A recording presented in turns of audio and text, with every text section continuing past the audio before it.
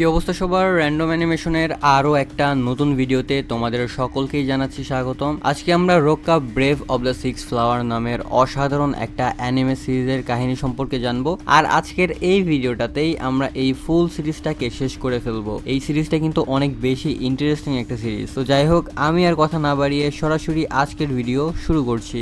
গল্পের শুরুতেই আমাদেরকে একটা কাহিনী শোনানো হয়, যেখানে বলা হয় যে যখন চারিদিকের অন্ধকার থেকে ভয়ঙ্কর সব ডিমন্সরা বাইরে বেরিয়ে আসবে আর এই পৃথিবীকে দ্বিতীয়বার নরক বানানোর চেষ্টা করবে বা জাহান্নাম বানানোর চেষ্টা করবে, ঠিক তখনই গড অফ ফেইথ বা বিশ্বাসের দেবতা 6 জন যোদ্ধাকে বেছে নেবে। এই 6 জন যোদ্ধাকে এমন একটা অলৌকিক শক্তি দেওয়া হবে যাতে তারা নিজেদের ক্ষমতা দিয়ে ওই ডেমনদেরকে মেরে ফেলতে পারবে। আর যেহেতু গড অফ ফেইথ নিজে এই 6 জন যোদ্ধাকে বেছে নিবে, তাই এই 6 জন যোদ্ধাকে বলা হবে ব্রেভ অফ সিক্স ফ্লাওয়ার্স। এরপরে গল্পে আমাদের বর্তমান সময়ের পিয়ানা শহরকে দেখানো হয়। এই কিংডমটা নিজের ব্যবসা বাণিজ্যের জন্য চারিদিকে অনেক বেশি পপুলার ছিল, কিন্তু এই কিংডমে একটা রিচুয়াল টুর্নামেন্টের আয়োজন করা হয়েছে, যার সেমিফাইনাল ম্যাচ আজ হবে। এরপর স্ক্রিনে 2 জন যোদ্ধাকে দেখানো হয় এবং আমাদের বলা হয় যে এদের মধ্যে যে জিতবে তার ফাইনালে ফাইট হবে প্রিন্সেস নাসিতানিয়ার সাথে। আর প্রিন্সেস নাসিতানিয়াকে অনেকেই সেইন্ট অফ দ্য ব্লেড নামেও চিনত। কিন্তু এই লড়াই শুরু হওয়ার ঠিক আগ মুহূর্তে সেখানে অ্যাডলেট মেয়ার নামের একটা ছেলে হুট করে চলে আসে। সে এসে সবার সামনে বলতে শুরু করে, আমি এই পৃথিবীর সবচেয়ে শক্তিশালী মানুষ, তাই আমি এই 2 জন যোদ্ধার সাথে একাই ফাইট করতে চাই। কিন্তু ওই 2 জন যোদ্ধা তার সাথে ফাইট করতে রাজি হয় না। উল্টো সেখানে যত রয়্যালস গার্ড ছিল তারা সবাই অ্যাডলেটকে চারিদিক থেকে ঘিরে ফেলে এবং তাকে বন্দি করার চেষ্টা করে। কিন্তু অ্যাডলেট একাই এই সব গার্ডদেরকে হারিয়ে দেয়, যার ফলে সেই 2 জন যোদ্ধাকে এবার এগিয়ে আসতে হয় অ্যাডলেটের সাথে ফাইট করার জন্য। কিন্তু অ্যাডলেট ভালোভাবেই জানতো যে সে 2 জনের সাথে একসাথে বেড়ে উঠবে না, তাই সে এখানে স্মোক বোম ব্যবহার করে যাতে ধোয়ার জন্য তারা কিছুই দেখতে না পায়। আর এরপর সে রাস্তার মাঝে অনেকগুলো সুচালো আর ধারালো জিনিস ফেলে দেয়। এর ফলে সে একটা যোদ্ধাকে অনেক সহজেই হারিয়ে দেয় আর অন্য যোদ্ধার পায়ে ওই সুচালো জিনিসগুলা ঢুকে যায়। আর এই জিনিসটার সুযোগ নিয়ে সে 2 জনকেই হারিয়ে দেয় আর সবার সামনে প্রুভ করে দেয় যে এই দুনিয়ার সবচেয়ে পাওয়ারফুল মানুষ সেই। এরপরে অ্যাডলেট সোজা চলে যায় গড অফ ফেইথ এর মূর্তির সামনে। সেখানে দাঁড়িয়ে সে বলতে থাকে, ব্রেভ অফ সিক্স ফ্লাওয়ার্স এর জন্য আপনাকে আমাকেই চুজ করতে হবে, কারণ আমার চেয়ে স্ট্রং আর কেউ নেই। কিন্তু সে কথা শেষ করার আগেই একজন গার্ড তাকে পেছন থেকে ধরে ফেলে। আর সেখানকার সাধারণ দর্শকরাও অ্যাডলেটের উপরে অনেক বেশি রেগেছিল, কারণ তার কারণে এই পুরো ম্যাচটাই মাটি হয়ে গিয়েছিল। এরপরে অ্যাডলেটকে বন্দি করে কারাগারে ঢুকিয়ে ফেলা হয়। যখন সে কারাগারে বন্দি ছিল তখন সেখানে প্রিন্সেসের এক পার্সোনাল মেইড বা দাসী চলে আসে। সে এসে অ্যাডলেটকে বলতে শুরু করে, আমি তোমার অনেক বড় একজন ফ্যান, আমি তোমার ফাইট দেখেছি আর তখন থেকেই তোমাকে আমার ভালো লাগে, আমি কি তোমার সাথে হ্যান্ডশেক করতে পারি? আর যখন সে অ্যাডলেটের হাত ধরে তখন সে বলে, মনে হয় তুমি অনেক বেশি লাজুক আর মেয়েদের সাথে তুমি ঠিকমতো কথা বলতে পারো না। অ্যাডলেট জানতো যে এই কথাটা সত্যি, কিন্তু সে সেটা স্বীকার করতে চায় না। তবে এখানে স্পষ্ট দেখা যাচ্ছিল যে এই মেয়েটার সাথে কথা বলতে সে অনেক বেশি লজ্জা পাচ্ছে। একটু পরেই ওই মেয়েটি জিজ্ঞাসা করে, আমাকে তোমার নিজের ব্যাপারে কি কিছু বলবে? তখন অ্যাডলেট জানায় যে মাত্র 10 বছর বয়সে সে নিজের বাড়ি ছেড়ে চলে এসেছে। তারপর সে তার মাস্টারের সাথে দিনের পর দিন কঠিন ট্রেনিং করেছে আর ট্রেনিং এর সময়ই সে জানতে পেরেছে যে বেশ কয়েকটা উপায়ে ডেমন গডকে হারানো সম্ভব। অ্যাডলেট আরো বলে যে কিন্তু আমার স্বপ্ন শুধুমাত্র এইটুকুতেই সীমাবদ্ধ ছিল না, আমাকে প্রথমে ওই ডেমন গডকে হারাতে হবে আর তারপর প্রিন্সেস নাসিতানিয়ার সাথে ফাইট করে তাকেও সবার সামনে হারাতে হবে। তবেই সবাই মেনে নেবে যে আমি এই পৃথিবীর সবচেয়ে শক্তিশালী মানুষ। আর এমনটা হওয়ার পর গড অফ ফেইথ নিজে বাধ্য হবেন আমাকে ব্রেভ অফ সিক্স ফ্লাওয়ার্স হিসেবে চুজ করতে। নিজের সব কথা শেয়ার করার পর অ্যাডলেট মেয়েটিকে জিজ্ঞাসা করে যে সেই টুর্নামেন্টটার কি হলো। তখন মেয়েটি জানায় যে টুর্নামেন্টটা আবার নতুন করে হয়েছিল আর তাতে তুমসু নামের একজন জিতে যায়, কারণ তুমি ওই রয়্যাল গার্ডের হাত ভেঙে দিয়েছিলে, যার ফলে সে ঠিকমতো ফাইট করতে পারেনি। টুর্নামেন্টের আপডেট দেওয়ার পর মেড অ্যাডলেটকে জিজ্ঞাসা করে, তুমি কেন ব্রেভ অফ সিক্স ফ্লাওয়ার্স এর মেম্বার হতে চাও? এরপরে আমাদের সেইন্ট অফ সিঙ্গেল ফ্লাওয়ারের একটা প্রাচীন ইতিহাস দেখানো হয় আর বলা হয় যে আজ থেকে লক্ষ লক্ষ বছর আগে প্রথমবার এই ডিমন গড পৃথিবীর সামনে এসেছিল। তার পাওয়ার এতটাই বেশি ছিল যে সে একটা পুরো আইল্যান্ডকেই মানুষের রক্তে লাল করে দিয়েছিল। এরপর সে নিজের শরীরের ভেতর থেকে নিজের মতো আরো হাজার হাজার ডেমন তৈরি করে আর তাদের দিয়ে মানুষের উপরে অ্যাটাক করতে থাকে। পরিস্থিতি এমন একটা পর্যায়ে পৌঁছে যায় যে মানুষেরা পুরো বিলুপ্ত হওয়ার পথে চলে গিয়েছিল। কিন্তু ঠিক তখনই একটা মিরাকেল ঘটে। সবার সামনে একটা সেন্ট চলে আসে, যিনি একটা 6 পেটাল ফ্লাওয়ার বা 6 পাপড়ির ফুল সামান করে। এরপরে ডিমন গডের সাথে তার দিনের পর দিন ভয়ানক একটা যুদ্ধ চলে আর শেষ পর্যন্ত ওই ডিমন গড হেরে যায় এবং তাকে সিল করে দেওয়া হয়। কিন্তু ভবিষ্যতে কোনো না কোনো সময় ডিমন গড আবারও বাইরে বেরোনোর চেষ্টা করবে, আর সেই কারণেই সে ওই ফুলটিকে 6টি ভাগে ভাগ করে এবং বলে এই ফুলের 6টি অংশ 6 জন যোদ্ধাকে চুজ করবে আর তাদের এমন একটা ইউনিক পাওয়ার দেওয়া হবে যার সাহায্যে তারা ওই ডেমন গডকে আবারও বাইরে আসা থেকে আটকাতে পারবে। আর কোনো মানুষ যদি এই ব্রেভ অফ 6 ফ্লাওয়ার্স এর মেম্বার হতে চায় তবে তাকে গড অফ ফেইথ মূর্তির সামনে নিজেকে প্রুভ করতে হবে যে সেই সবচেয়ে বেশি শক্তিশালী। আর যদি সে সিলেক্ট হয়ে যায় তবে তার শরীরের যে কোনো একটা অংশে এই ব্রেভ অফ 6 ফ্লাওয়ার্স এর একটা বিশেষ মার্ক বা চিহ্ন দেওয়া হবে। এর সাথে আমাদের এটাও বলা হয় যে আজ থেকে প্রায় 700 বছর আগে প্রথমবার এই ব্রেভ অফ 6 ফ্লাওয়ার্স এর দেখা গিয়েছিল, যখন ডেমন গডের আগে ডেমন কিং এই পৃথিবীতে অ্যাটাক করেছিল। কিন্তু সেই সময় ডেমন কিংকে হারিয়ে দেওয়া হয়েছিল, ফলে ডেমন গড আর বাইরে আসতে পারেনি। এরপরে আজ থেকে 300 বছর আগেও একবার এই ব্রেভ অফ 6 ফ্লাওয়ার্স এর দেখা গিয়েছিল, আর এখন আবারও সময় এসেছে ব্রেভ অফ 6 ফ্লাওয়ার্স এর চুজ করার। এরপরে ওই মেড অ্যাডলেটকে বলে যে এমন অনেকেই আছে যারা ব্রেভ অফ 6 ফ্লাওয়ার্স হতে পারত, কিন্তু অদ্ভুত ব্যাপার হচ্ছে তারা সবাই রহস্যজনকভাবে মারা গেছে। যাই হোক, তুমি এখন এইসব চিন্তা বাদ দাও, এখন তোমার রেস্ট নেওয়া দরকার। আর হ্যাঁ, এখান থেকে পালানোর কথা ভুলেও মাথায় এনো না, কারণ এখানকার সিকিউরিটি অনেক বেশি স্ট্রিক্ট। এটা শুনে অ্যাডলেট বলে তুমি তো এখানে সহজেই ঢুকতে পারলে, আমার মনে হয় এখানকার সিকিউরিটি অনেক বেশি ভালো না। এই কথাটা শুনে মেড হেসে ফেলে, কিন্তু তখন অ্যাডলেট বলে তুমি তোমার প্রিন্সেসকে গিয়ে বলো আমি জানি যে তাকে ব্রেভ অফ 6 ফ্লাওয়ার্স হিসেবে চুজ করা হবে, কিন্তু তার আগে আমি তার সাথে ফাইট করতে চাই। এটা শুনে এই মেড বা দাসী প্রথমে বেশ কিছুটা অবাক হয়ে যায়, কিন্তু এরপরেই সে কিছুটা হেসে সেখান থেকে চলে যায়। পরের দিন সকালে অ্যাডলেটকে ওখান থেকে সরিয়ে অন্য একটা জায়গায় বন্দি করে রাখা হয়, আর সেখানে সে যখন বসতে যায় তখন কিছু একটার সাথে তার খোঁচা লাগে। সে দেখে যে সেখানে একটা ছুরি আর খাওয়ার জন্য একটা আপেল রাখা আছে। এরপর বেশ কয়েকটা মাস কেটে যায়, কিন্তু একদিন হুট করেই একটা অদ্ভুত ঘটনা ঘটে। পিয়ানা কিংডমের পুরো আকাশ একদম গাঢ় লাল রঙে বদলে যায়। এটা আসলে একটা সাইন ছিল যে ডেমন গড খুবই তাড়াতাড়ি মুক্ত হতে চলেছে। সেই লাল আলোটা অ্যাডলেটের জেলের ভেতরেও এসে পৌঁছায়, কিন্তু ঠিক তখনই সেখানে একটা পার্পল কালারের আলো আসে, আর এই পার্পল কালার আলোটার কাছে ওই লাল আলোটা হেরে যায়। আর তখন আমরা জানতে পারি যে অ্যাডলেটকেও আসলে ব্রেভ অফ 6 ফ্লাওয়ার্স এর জন্য চুজ করা হয়েছে,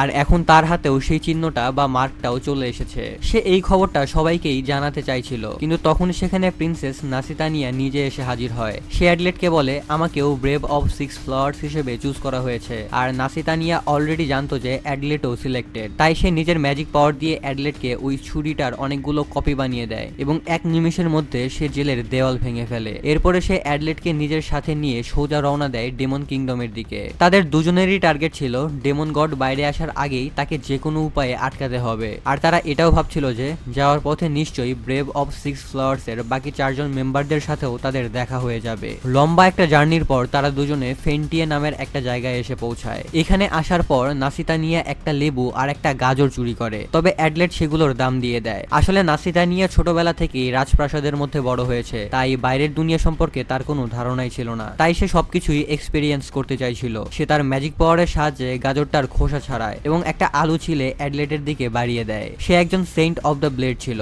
তাই সে অ্যাডলেটের সামনে নিজের ম্যাজিক শো অফ করার চেষ্টা করছিল, কারণ সে ভাবছিল যে অ্যাডলেট হয়তো তার ম্যাজিক পাওয়ার আগে কখনোই দেখেনি। কিন্তু ব্যাপারটা এমন ছিল না। অ্যাডলেট বলে আমি এমন একটা মেয়েকে চিনি যার কাছে তোমার মতোই ম্যাজিক পাওয়ার ছিল, কিন্তু সেই মেয়েটি নিজের পাওয়ারকে অনেক বেশি ঘৃণা করত, অথচ লাখ লাখ মানুষ আসলে এই পাওয়ারটা পাওয়ার জন্য যে কোনো কিছু করতে রাজি ছিল। এটা শুনে নাসিতানিয়া জিজ্ঞাসা করে তোমারও কি এমন পাওয়ার ইচ্ছা ছিল? অ্যাডলেট বলে সেটা সম্ভব না, কারণ সেন্ট অফ ব্লেড হলো এমন একটা গডের স্পেশাল পাওয়ার যা শুধুমাত্র মেয়েদেরকেই দেওয়া হয়। আর এই কথা শোনা মাত্রই নাসিতানিয়া হঠাৎ করে অ্যাডলেটের উপরে অ্যাটাক করে বসে। অ্যাডলেট কোনো রকমে নিজেকে বাঁচিয়ে নেয়, কিন্তু সে এখানে অনেক বেশি রেগে যায়। তখন নাসিতানিয়া বলে আমাকে মাফ করে দাও, আমি আসলে খুব বেশি এক্সাইটেড হয়ে গিয়েছিলাম। হয়তো আমার এই বিহেভিয়ার জন্যই আমার বাবা আমাকে পছন্দ করে না, এমনকি আমার মেইডও আমার উপরে সবসময় রেগে থাকে। আর হয়তো এই কারণেই আমি যখন কিংডম ছেড়ে চলে আসছিলাম তখন কেউই আমাকে আটকানোর চেষ্টা করেনি। এই সবকিছু শুনে অ্যাডলেটের অনেক খারাপ লাগে, কিন্তু তখনই নাসিতানিয়া বলে আমি তো মজা করছিলাম। এটা শুনে অ্যাডলেট আবার অনেক বেশি রেগে যায়। সে যখন তাকে রেখে একাই সামনে এগিয়ে যেতে থাকে তখন নাসিতানিয়া তাকে পেছন থেকে বলে প্লিজ আমাকে মাফ করে দাও, আসলে আমি সিলি হওয়ার অ্যাক্টিং করছিলাম। করছিলাম, কারণ আমার এটা করতে ভালো লাগে। তখন অ্যাডলেট বলে, একটু সিরিয়াস হও, আমরা ডেমন গডের সাথে ফাইট করতে যাচ্ছি। তখন নাসিতানিয়া বলে, আসলে এই সবকিছুই আমার জন্য একদম নতুন। আমি লাইফে প্রথম কোনো অচেনা কারোর সাথে একটা জার্নিতে বেরিয়েছি। এই কথাটা শুনে অ্যাডলেট একটু লজ্জা পায়, কারণ আমরা তো আগে থেকেই জানি যে অ্যাডলেট মেয়েদের সামনে কথা বলতে অনেক বেশি লজ্জা পায়। এরপরে রাত কাটানোর জন্য তারা দুজনে একটা পুরানো ধ্বংসাবশেষে আশ্রয় নেয়। সেখানে বসে নাসিতানিয়া অ্যাডলেটকে জিজ্ঞাসা করে, তুমি কি জানো আজ থেকে 6 বছর আগে পিয়ানা শহরে একটা ভয়ঙ্কর সিভিল ওয়ার বা গৃহযুদ্ধ হয়েছিল? অ্যাডলেট বলে, আমি এই ব্যাপারে কিছুই জানি না, কারণ ওই সময়ে আমি নিজের ট্রেনিং এ অনেক বেশি ব্যস্ত ছিলাম। তখন নাসিতানিয়া বলে, ওই সিভিল ওয়ারের পুরো দোষটা আমার বাবার উপরে চাপিয়ে দেওয়া হয়েছিল। তারপর তার কাছ থেকে সবকিছুই কেড়ে নেওয়া হয়, আর তার সব পাওয়ার দিয়ে দেওয়া হয় তার সেনাপতিকে। আর তখন থেকেই পুরো কিংডমটা সেনাপতি চালাচ্ছে। আর শুধু তাই না, আমার নিজের মা আর আমার ভাইও আমাকে একা ছেড়ে দিয়েছে। তারা ওই কিংডম ছেড়ে দূরে কোথাও চলে গিয়েছে, আর এ কারণেই আমাকে সবসময় একা থাকতে হয়েছে। কিন্তু ব্যাপারটা এরকম না যে আমার কোনো রিলেটিভস নেই। রিলেটিভস তো অনেকেই আছে, কিন্তু আমি তাদের সাথে কোনো কানেকশন রাখতে চাই না, কারণ আমি চাই না যে তাদের জন্য এই রাজ্যে আবারও একটা সিভিল ওয়ার হোক। আর এখানে একটা ব্যাপার হচ্ছে, সিভিল ওয়ারের সময় তার নিজের বাবাই তাকে মেরে ফেলার চেষ্টা করেছিল,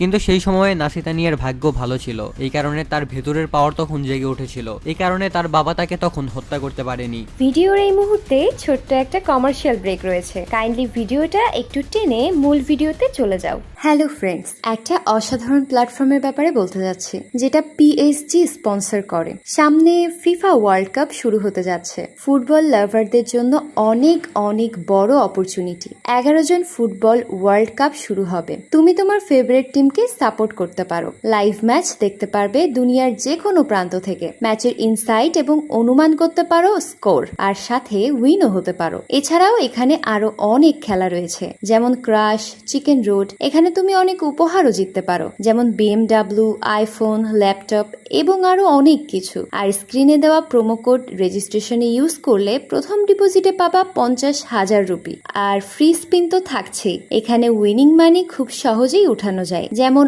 আইপে, সাম্পাত, বিসওয়া, ক্যাশ এবং অন্যান্য উপায়ে। এন্টারটেইনের জন্য এটা ইউজ করতে পারো, যেমন অনেকেই করে। তো কমেন্ট চেক করো, রেজিস্ট্রেশন করো, আর রিওয়ার্ড যেত। তো এবার চলো আমরা মূল ভিডিওতে যাই। পরের দিন যখন সকাল হয়, অ্যাডলেট ঘুম থেকে উঠে দেখে যে নাসিতানিয়া আগেই উঠে পড়েছে। নাসিতানিয়া বলে, আমি আসলে ভোরের সূর্য দেখতে চেয়েছিলাম। সে তখন আরো বলে, আমাদের যে কোনো উপায়ে ওই ডেমন গডকে হারাতেই হবে, তা না হলে এত সুন্দর দৃশ্য আমি আর কখনোই দেখতে পাবো না। এরপর আবার পথ চলতে চলতে নাসিতানিয়া অ্যাডলেটকে গোল্ড ইভের ব্যাপারে বলতে শুরু করে। সে বলে, গোল্ড ইভ হলো পিয়ানা কিংডমের একজন ব্ল্যাক হর্ন নাইট, যে আজ থেকে 6 মাস আগে ব্রেভ কিলারকে খুঁজতে বেরিয়েছিল, কিন্তু আজ পর্যন্ত তার কোনো খবর পাওয়া যায়নি। আমি চাই না সে আমার সাথে দেখা না করে মরে যাক, কারণ এর আগের টুর্নামেন্টে সে ফাইনালিস্ট ছিল, আর আমার সাথে ফাইট করার সময় আমি নোটিস করেছিলাম যে সে ইচ্ছা করে হেরে গিয়েছিল। আর এই কারণেই আমি তার সাথে আবারও ফাইট করতে চাই, যাতে আমাদের মধ্যে একটা ফেয়ার ফাইট হতে পারে। তবে ফাইট করতে চাওয়ার পাশাপাশি নাসিতানিয়া গোল্ড ইভের জন্য অনেক বেশি চিন্তিতও ছিল, কারণ তার বয়স ছিল মাত্র 16 বছর। আর তার এই কথার মাঝেই জানা যায় যে তাদের দুজনের বয়সই এখন মেইনলি 18 বছর, মানে আমাদের মেইন ক্যারেক্টার আর এই প্রিন্সেস দুজনের বয়সই হচ্ছে 18 বছর। এরপরে আমরা রিওরার ব্যাপারে জানতে পারি। সে ছিল একজন সেন্ট অফ দ্য সান, আর রিওরাকে অ্যাডলেটও আগে থেকেই জানতো। সে তখন বলে, আমি শুনেছি যে সে একটা পুরাতন যুদ্ধে তার সব শত্রুদেরকে সূর্যের রশ্মি দিয়ে হারিয়ে দিয়েছিল, বা সানরে দিয়ে হারিয়ে দিয়েছিল, কিন্তু এখন সে কোথায় আছে এই ব্যাপারে কেউই জানে না, তার কোনো খোঁজ খবরই নেই। তাছাড়া তার বয়সও এখন অনেক বেশি ছিল, এই কারণে সে কোনোভাবেই ব্রেভ অব দ্য 6 ফ্লাওয়ার্স এর মেম্বার হতে পারবে না। কথা বলতে বলতে তারা দুজন গোয়েন বেয়ার দেশের সীমান্তে এসে পৌঁছায়, আর এই দেশটা পার হতে পারলেই তারা এমন একটা টেরিটরিতে ঢুকে পড়বে যেটা পুরোটাই ডেমনদের কন্ট্রোলে, মানে সেটা হচ্ছে ডেমনসদের রাজত্ব। তবে এই পুরো দেশটা ক্রস করতে তাদের কমপক্ষে 10 দিন সময় লাগবে, কিন্তু এখানে পা রাখতেই তারা একটা অদ্ভুত ব্যাপার লক্ষ্য করে। গোয়েন বেয়ারের বসবাসকারী সাধারণ মানুষজন যে যার মতো নিজেদের ঘরবাড়ি রেখে পালাচ্ছিল। আসলে তারা সবাই ডেমনসদের ভয়ে অনেক বেশি চিন্তিত ছিল। পরিস্থিতি দেখে অ্যাডলেট প্রিন্সেসকে অ্যালার্ট থাকতে বলে। সে বলে, বাকি 4 জন ব্রেভের সাথে দেখা হওয়ার আগ পর্যন্ত আমাদের যে কোনোভাবে নিজেদের সার্ভাইভালকে নিশ্চিত করতে হবে, আমাদের যে কোনোভাবে বেঁচে থাকতে হবে, কারণ আমাদের আগে যারা 6 ব্রেভস ছিল তাদের মধ্যেও কোনো একজনকে আগেই মেরে ফেলার চেষ্টা করা হয়েছিল। এটা শুনে নাসিতানিয়া বেশ ভয় পেয়ে যায়, যা দেখে অ্যাডলেট তাকে বলে, এত ভয় পাওয়ার কিছু নেই, আমি তো আছি তোমার সাথে, তুমি তো একা না। তবে তার সত্ত্বেও নাসিতানিয়ার হাত পা কাঁপছিল, তাই তার মুড ঠিক করার জন্য অ্যাডলেট তার সামনে নানা রকমের ফানি ফেস বানাতে শুরু করে। আর এরকম ফানি ফেস দেখে ফাইনালি নাসিতানিয়া কিছুটা স্বস্তি পায়। কিন্তু ঠিক তখনই একটা রিফিউজি ফ্যামিলি তাদের তাদের সামনে দৌড়ে আসে আর হাঁপাতে হাঁপাতে বলতে শুরু করে, ফিন্সরা মানে ডেমনসদের এক ধরনের ক্রিয়েচাররা আমাদের উপরে অ্যাটাক করেছে। এই ফ্যামিলির কথা শুনে তারা দুজনই ওই ফিন্সদের বা এই ডেমনদের এক ধরনের বিশেষ ক্রিয়েচারদের সাথে ফাইট করার উদ্দেশ্যে রওনা দেয়। কিন্তু যাওয়ার পথেই অ্যাডলেট প্রিন্সেসকে বলে এটা কোনো ট্র্যাপও হতে পারে। কিন্তু সেখানে পৌঁছানোর পর তারা দেখে ফিন্সগুলো অলরেডি গ্রামের মানুষদের উপরে অ্যাটাক করছে। এটা দেখে অ্যাডলেট সোজা ফিন্সদের মারতে চলে যায় এবং সে তখন 3টা ফিন্সকে একসাথে সেখানেই পুড়িয়ে মেরে ফেলে। এরপর সে পকেট থেকে একটা ফ্লুট বের করে, মানে একটা বাঁশি বের করে এবং সেটাকে বাজাতে শুরু করে, যার আওয়াজে বাকি ফিন্সদের মনোযোগ তার উপরই চলে আসে। সে তখন এক এক করে বাকি সব ফিন্সদেরকে মারতে শুরু করে। পেছন থেকে প্রিন্সেস নাসিতানিয়াও তাকে ব্যাকআপ দিচ্ছিল। আর তখনই ফিন্সদের নজর নাসিতানিয়ার উপরেও চলে যায় আর তারা প্রিন্সেসকে অ্যাটাক করতে এগিয়ে আসে। ঠিক তখনই অ্যাডলেট নিজের তলোয়ারটা ফিন্সের মাথায় লক্ষ্য করে ছুঁড়ে মারে। সে তখন ওই ফিন্সটাকে মেরে নাসিতানিয়াকে বাঁচিয়ে নেয়। এই দুজন মিলে তো গ্রামের সব মানুষদেরকে বাঁচিয়ে নিয়েছিল, কিন্তু তখনই অ্যাডলেট জানতে পারে যে একটা টুরিস্ট মেয়ে এখনো নিখোঁজ। সে তখনই ওই মেয়েটাকে বাঁচানোর জন্য যেতে চায়, কিন্তু নাসিতানিয়া তাকে বলে আমাদের মেইন গোল হলো ডেমন গডকে আটকানো আর আমাদের আপাতত সেখানেই যাওয়া উচিত। আমরা যদি এখন সেখানে না যাই তবে তাকে আটকানো অসম্ভব হয়ে যাবে। আমাদের পক্ষে সব মানুষদেরকে এভাবে আলাদা আলাদা করে বাঁচানো সম্ভব না। অ্যাডলেট বলে হ্যাঁ আমি জানি যে আমরা দুজন মিলে সবাইকে বাঁচাতে পারবো না, কিন্তু যেহেতু আমি ওয়ার্ল্ডের সবচেয়ে স্ট্রং মানুষ তাই আমি সবাইকেই বাঁচানোর চেষ্টা করব। এটা বলেই সে চলে যায় সেই মেয়েটিকে খুঁজতে। নাসিতানিয়াও তার পিছু পিছু যেতে থাকে, কিন্তু তখনই সেখানে অনেকগুলো ফিন্স এসে তাকে ঘিরে ফেলে। অন্যদিকে অ্যাডলেট যখন গ্রামের ভেতরে পৌঁছায় সে দেখে পুরো গ্রামটা একদম ধ্বংসস্তূপে পরিণত হয়েছে, কিন্তু সেখানে বেশ কিছু ফিন্স অলরেডি মরে পড়েছিল এবং তাদের প্রত্যেকের মাথায় একটা করে গুলির ক্ষত ছিল। আর বুলেটগুলো দেখার পর অ্যাডলেট বুঝতে পারে যে এদেরকে মেরেছে সে অবশ্যই আশেপাশেই কোথাও একটা আছে। তখনই তার সামনে একটা মেয়ে চলে আসে যার হাতে একটা বন্দুক ছিল আর অন্য হাতে একটা পাপি ছিল। মেয়েটা এই ধ্বংস হয়ে যাওয়া গ্রামের মধ্যেই ছিল যাতে সে এই পাপিটাকে তার মায়ের কাছে ফিরিয়ে দিতে পারে। অ্যাডলেট মেয়েটির দিকে এগিয়ে যায় এবং তার হাত উপরে তুলে বলে আমাকে গুলি করো না, আমি খুব ভালো একটা মানুষ, আমি তোমাকে এখানে সাহায্য করার জন্য এসেছি। আর অ্যাডলেট এটাও বুঝতে পারে এই মেয়েটা হয়তো 6 ব্রেভের একজন মেম্বার, কিন্তু ওই মেয়েটা তখন কোনো কথা না শুনেই সোজা ফায়ার করে দেয়। এরপর সে আরো একটা বুলেট ক্রিয়েট করে বলে তুমি এখানে আমাকে মারতে এসেছো। অন্যদিকে প্রিন্সেস নাসিতানিয়া সব ফ্রেন্ডসদেরকে মেরে ফেলে, কিন্তু লড়াই শেষে সে দেখে তার নিজের ঘোড়াটাও এখান থেকে চলে গেছে। তখন সে দূর থেকে অন্য একজনকে আসতে দেখে। নাসিতানিয়া ভেবেছিল হয়তো অ্যাডলেট ফিরে এসেছে, কিন্তু সে আসলে ছিল গোল্ড ইভ। আর গোল্ড ইভ এসে প্রিন্সেসকে বলে আমাকেও ব্রেভ অফ দ্য 6 ফ্লাওয়ার্স এর জন্য চুজ করা হয়েছে আর আমি এখানে তোমাকে প্রোটেক্ট করতে এসেছি। কিন্তু সে তখন বলে আমরা দুজনেই 6 ব্রেভের মেম্বার, তার মানে আমাদের দুজনকেই একে অপরকে রক্ষা করতে হবে। সে তখন তাকে জিজ্ঞাসা করে ব্রেভ কিলারের কি হলো। গোল্ড ইভ একটা কথা বলে আমি ব্রেভ কিলারকে মারতে তো পারিনি, কিন্তু তবে জানতে পেরেছি ব্রেভ কিলার আসলে একটা মেয়ে যার কাছে একটা বন্দুক আছে আর ওই মেয়েটার চুল একদম সাদা আর ওই মেয়েটার নাম হচ্ছে ফ্লেমি। তার মানে অ্যাডলেট যে মেয়েটার সাথে আছে সেটাই মূলত ওই ব্রেভ কিলার, মানে ওই মেয়েটার নামই হচ্ছে ফ্লেমি। এদিকে আমরা দেখতে পাই ফ্লেমি অ্যাডলেটকে বলে আমি তোমাকে খুব ভালো করেই চিনি যে তুমি আসলে কে, কারণ তুমি টুর্নামেন্টে সবাইকে ধোকা দিয়ে হারিয়েছিলে। যা শুনে অ্যাডলেট বলে আমি এই ওয়ার্ল্ডের সবচেয়ে শক্তিশালী মানুষ আর নিজের অপোনেন্টকে হারানোর জন্য আমি যে পদ্ধতি ঠিক মনে করি আমি সেটাকেই অ্যাপ্লাই করব। তখন ফ্লেমি বলে আমাকেও ব্রেভ অফ দ্য 6 ফ্লাওয়ার্স এর জন্য চুজ করা হয়েছে আর আমি হলাম scent of the gunpowder. কিন্তু এখন ফ্লেমি অ্যাডলেটকে বলে আমি একাই ওই ডেমন গডকে হারাতে চাই আর আমি চাই না কোনো ব্রেভ মেম্বার আমার পেছনে আসুক। এইটুকু বলেই সে সেখান থেকে পালিয়ে যায়। অ্যাডলেটও তখন ফ্লেমির পিছু নিতে শুরু করে, কিন্তু ফ্লেমি রাস্তায় অনেক ট্র্যাপ সেট আপ করে রেখেছিল যাতে অ্যাডলেট কোনোভাবেই তাকে ধরতে না পারে। একসময় অ্যাডলেট তার ট্র্যাক হারিয়ে ফেলে এবং ফ্লেমি থেকে সে অনেকটাই দূরে চলে আসে, কিন্তু সে অনেক বড় একটা গাছের উপরে চড়ে বসে এবং নিজের দূরবীন দিয়ে দেখতে থাকে যে ফ্লেমি কোথায় আছে এবং সে ধীরে ধীরে তার একদম কাছে পৌঁছে যায়। ফ্লেমিও অনেক বেশি অবাক হয়ে যায়, সে ভাবতে থাকে অ্যাডলেট কিভাবে তার এত কাছাকাছি চলে আসলো। ফাইনালি অ্যাডলেট অনেক চেষ্টা করার পর ফ্লেমিকে খুঁজে বের করে, কিন্তু ফ্লেমি তার দিকে বন্দুক তাক করে বলে আমার পিছু নেওয়া বন্ধ করো, না হলে আমি গুলি চালিয়ে দিব আর বাধ্য হয়ে তোমাকে মেরে ফেলবো। এই কথাটা শুনে অ্যাডলেট অনেক বেশি রেগে যায়। সে রেগে গিয়ে বলে বাচ্চাদের মতো কথা বলা বন্ধ করো, তুমি ভালো করেই জানো যে বাকি ব্রেভ মেম্বারদেরকে ছাড়া তুমি ওই ডেমন গডকে একা কোনোভাবেই হারাতে পারবে না, তোমার বাকি মেম্বারদের হেল্প লাগবে। আর এমন কি রিজন আছে যে তুমি বাকি মেম্বারদের সাথে দেখা করতে চাইছো না? তখন ফ্লেমি বলে সে চাইলেও বাকি ব্রেভ মেম্বারদের সাথে দেখা করতে পারবে না, কারণ সে যদি তাদের সামনে যায় তবে বাকি ব্রেভ মেম্বাররা মিলে তাকে মেরে ফেলার চেষ্টা করবে। এমনকি তুমিও যদি আমার আসল পরিচয়টা জানতে পারো তাহলে তুমিও আমাকে মেরে ফেলার চেষ্টা করবে, আর এই কারণেই আমি তোমাদের সাথে মিলে কাজ করতে পারবো না। এইটা বলে সে আবারও ওখান থেকে পালানোর চেষ্টা করে, কিন্তু অ্যাডলেট তখন একটা স্মোক বোম বের করে ফ্লেমির দিকে ছুঁড়ে মারে, যার পর অ্যাডলেট তার ওই ব্যাগটা ছিনিয়ে নেয় যেটার ভিতরে তার সমস্ত বুলেট রাখা ছিল। এরপর সে বলতে শুরু করে, তুমি এখন আমার সাথে যাবে, তুমি চাইলে এখানে আমাকে মেরে ফেলা ট্রাই করতে পারো, কিন্তু মনে রেখো তোমার গানে এখন জাস্ট একটাই বুলেট আছে, আর আমি যদি কোনোভাবে বেঁচে যাই তাহলে আমার সাথে তোমাকে যেতেই হবে। এর চেয়ে ভালো তুমি ঝামেলা না করে চুপচাপ আমার সাথে চলো, আর আমি তোমাকে কথা দিচ্ছি আমি তোমাকে প্রোটেক্ট করব। যদি বাকি সব ব্রেভ মেম্বাররা একসাথে তোমার এগেনস্টেও চলে যায়, আমি একা তোমার পাশে থাকবো। এরপর অ্যাডলেট সামনের দিকে হাঁটতে শুরু করে। এখানে ফ্লেমি মনে মনে ভাবছিল যে তার গুলি চালানো উচিত, কিন্তু এই মুহূর্তে তার কাছে আর কোনো অপশনও ছিল না। এই কারণে সে বাধ্য হয়ে ডিসিশন নেয় সে অ্যাডলেটের সাথে যাবে। এদিকে অ্যাডলেটও অনেক ভয় পাচ্ছিল। সে ভাবছিল যদি হুট করে ফ্লেমি তার উপরে ফায়ার করে দেয় তাহলে তো সে এখানেই মারা যাবে। এই কারণে অ্যাডলেট নিজের হাতের ওই আয়নাটার সাহায্যে ফ্লেমির উপরে নজর রাখছিল। অন্যদিকে প্রিন্সেস নাসিতানিয়া যে গ্রামের উপর দিয়ে যাচ্ছিল সেখানে হঠাৎ করে এক ঝাঁক ফিন্ডস এসে পড়ে, কিন্তু গোল্ড ইভ একাই এই সব ফিন্ডসদেরকে হারিয়ে দেয়। ঠিক তখনই সেখানে অ্যাডলেটের ঘোড়াটাও এসে পৌঁছায়। গোল্ড ইভ যখন ঘোড়াটাকে থামায় সে নোটিস করে যে ঘোড়াটার সাথে একটা চিঠি আটকানো আছে। ওই চিঠিতে অ্যাডলেটস লিখেছিল, আমি আরো একজন brave of the six flowers এর সন্ধান পেয়েছি, আমি আপাতত তার সাথেই এগিয়ে যাচ্ছি, আমি চাই তোমরাও দ্রুত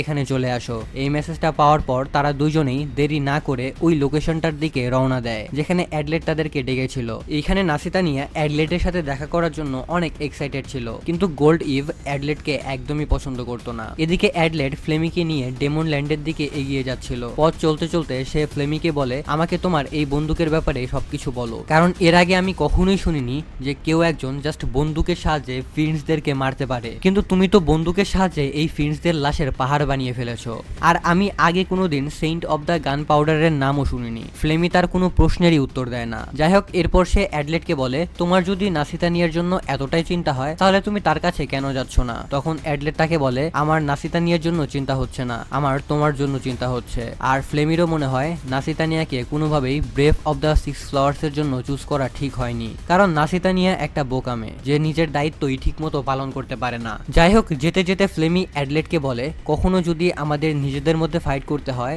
আর তুমি আমাকে হারিয়ে দাও তাহলে প্লিজ আমাকে একেবারে পুরোপুরি মেরে ফেলো না, আমি কোনোভাবেই ডেমন গডকে না মেরে মরতে চাই না। ডেমন গডের কিংডম একদম তাদের সামনেই ছিল, আর ডেমন ল্যান্ডের বাতাসে বিষের পরিমাণ এতটাই বেশি ছিল যে কোনো সাধারণ মানুষ সেখানে পা রাখলেই এক সেকেন্ডও সেখানে সার্ভাইভ করতে পারবে না। কিন্তু যেহেতু brave of the six flowers এর উপরে গড অফ ফেথের আশীর্বাদ ছিল, তাই এই বাতাসে তাদের কিছুই হয় না, আর তাদেরকে যে কোনো ভাবে এই ডেমন গডকে বাইরে আসা থেকে আটকাতেই হবে। এটাই ছিল তাদের জীবনের মেইন মিশন। এখন তারা যে গ্রামের দিকে এগিয়ে যাচ্ছিল সেখানে অনেক বেশি গরম ছিল। ফ্লেমি তখন অ্যাডলেটকে বলে, ওই গ্রামে যদি আমি কোনো ব্রেভ মেম্বারদেরকে দেখি তাহলে আমি সেখান থেকে পালিয়ে যাব। এটা শুনে অ্যাডলেট তখন তার ওই ব্যাগটা তাকে ফেরত দিয়ে বলে, আমি চাই তুমি নিজেকে প্রোটেক্ট করো, আর আশা করব তুমি যেন পালিয়ে না যাও। ওই গ্রামের মেইন গেটে পৌঁছানোর পর তারা জানতে পারে তাদের আসার আগে আরো দুজন ব্রেভ মেম্বার এখানে এসেছিল, এবং 2 দিন আগেই তারা এখান থেকে চলে গেছে। এর পাশাপাশি এটাও জানা যায় যে গোয়েন বেয়ার কিংডমের যত সৈন্য ছিল তারা সবাই এখানেই আছে, যদিও ফিন্ডসদের সাথে লড়াই করতে গিয়ে তাদের বেশিরভাগ আর্মি মারা গেছে। গোয়েন বেয়ারের রাজা এমন একটা জিনিস লুকিয়ে রেখেছিল যা ওইখানকার প্রত্যেকটা সৈন্য নিজের জীবন দিয়ে প্রোটেক্ট করছিল, আর ওই স্পেশাল জিনিসটা হলো একটা সিল। এটা এমন একটা সিল যা সমস্ত ফিন্ডসদেরকে জঙ্গলের ভেতরেই বন্দি করে রাখবে, কারণ ফিন্ডসরা পানি পার করতে পারে না, মানে পানির মধ্যে দিয়ে চলাফেরা করতে পারে না আর কি। সৈন্যরা তখন তাদেরকে ম্যাপ দেখিয়ে বলে, এই যে ম্যাপে রেড জোনটা দেখতে পাচ্ছ, এর ভেতরেই আমরা সব ফিন্ডসদেরকে ট্র্যাপ করে রাখবো, আর ওই ফিন্ডসরা এরপরে আর ফাইট করার শক্তি পাবে না। আর এই রেড জোনের ঠিক মাঝখানেই একটা টেম্পল বা মন্দির আছে যেখানেই মূলত এই সিলটাকে অ্যাক্টিভ করা সম্ভব। ওই টেম্পলের ভেতরে অলরেডি একজন ব্রেভ মেম্বার মাউন্টেন সান পৌঁছে গেছে। সে আপাতত বাকি ব্রেভদের জন্য ওখানেই ওয়েট করছে, কিন্তু কোনো কারণে বাকি ব্রেভরা যদি সঠিক সময়ে ওখানে পৌঁছাতে না পারে বা রাস্তার মধ্যেই মারা যায় তাহলে সে একাই ওই সিলটাকে অ্যাক্টিভ করে দিবে। এরপরে অ্যাডলেটকে দেখানো হয় টেম্পলের ভেতরের স্ট্রাকচারের একটা ডুপ্লিকেট মডেল সেখানে বানানো ছিল। সৈন্যরা বলে, তুমি চাইলে এই মডেলটা দেখতে পারো। সে বলে, ব্যারিয়ারটাকে অ্যাক্টিভ করার জন্য তোমাকে ওই তলোয়ারটা ঠিক এই খাসটার ভেতরে পুশ করতে হবে, আর তোমাকে জাস্ট বলতে হবে রাইস অ্যান্ড ফো, আর এটা বলার সাথে সাথেই ওই ব্যারিয়ারটা অ্যাক্টিভ হয়ে যাবে। সব গুরুত্বপূর্ণ ইনফরমেশন জেনে নেওয়ার পর তারা দুজনে সোজা ওই রেড জোনের দিকে রওনা দেয়। যাওয়ার সময় অ্যাডলেট ফ্লেমিকে কনভিন্স করার চেষ্টা করছিল যে তোমার বাকি ব্রেভ মেম্বারদের সাথে টিম আপ করা উচিত, যাতে আমরা সবাই মিলে ওই ডেমন গডকে শেষ করে দিতে পারি। কিন্তু এটা শুনে ফ্লেমি অনেক বেশি রেগে যায়। ঠিক তখনই হঠাৎ ফ্লেমের উপরে অ্যাটাক করা হয়, যা মূলত প্রিন্সেস নাসিতা নিয়ে করছিল। এখানে গোল্ড ইভো প্রিন্সেসকে সাপোর্ট করছিল। তখন অ্যাডলেট বলে, আমাদের নিজেদের মধ্যে ফাইট করা উচিত না, কিন্তু কেউই তার কোনো কথা শোনে না এবং একে অপরের উপরে অ্যাটাক করতেই থাকে। তখন অ্যাডলেট ফ্লেমের হাতের সেই মার্কটা দেখিয়ে বলে, দেখো ফ্লেমির হাতেও ব্রেভের চিহ্ন আছে, এর মানে সেও আমাদের মতোই ব্রেভ মেম্বার। কিন্তু প্রিন্সেস নাসিতানিয়া বলে, তুমি যাকে নিজের লোক ভেবে প্রোটেক্ট করার চেষ্টা করছো, তুমি কি জানো সেই আসলে ব্রেভ কিলার? এর মানে হচ্ছে যারা ব্রেভ ক্যান্ডিডেট ছিল ফ্লেমি তাদের সবাইকে মেরে ফেলেছে। আর তখন ফ্লেমিও বলে, হ্যাঁ এটা সত্যি,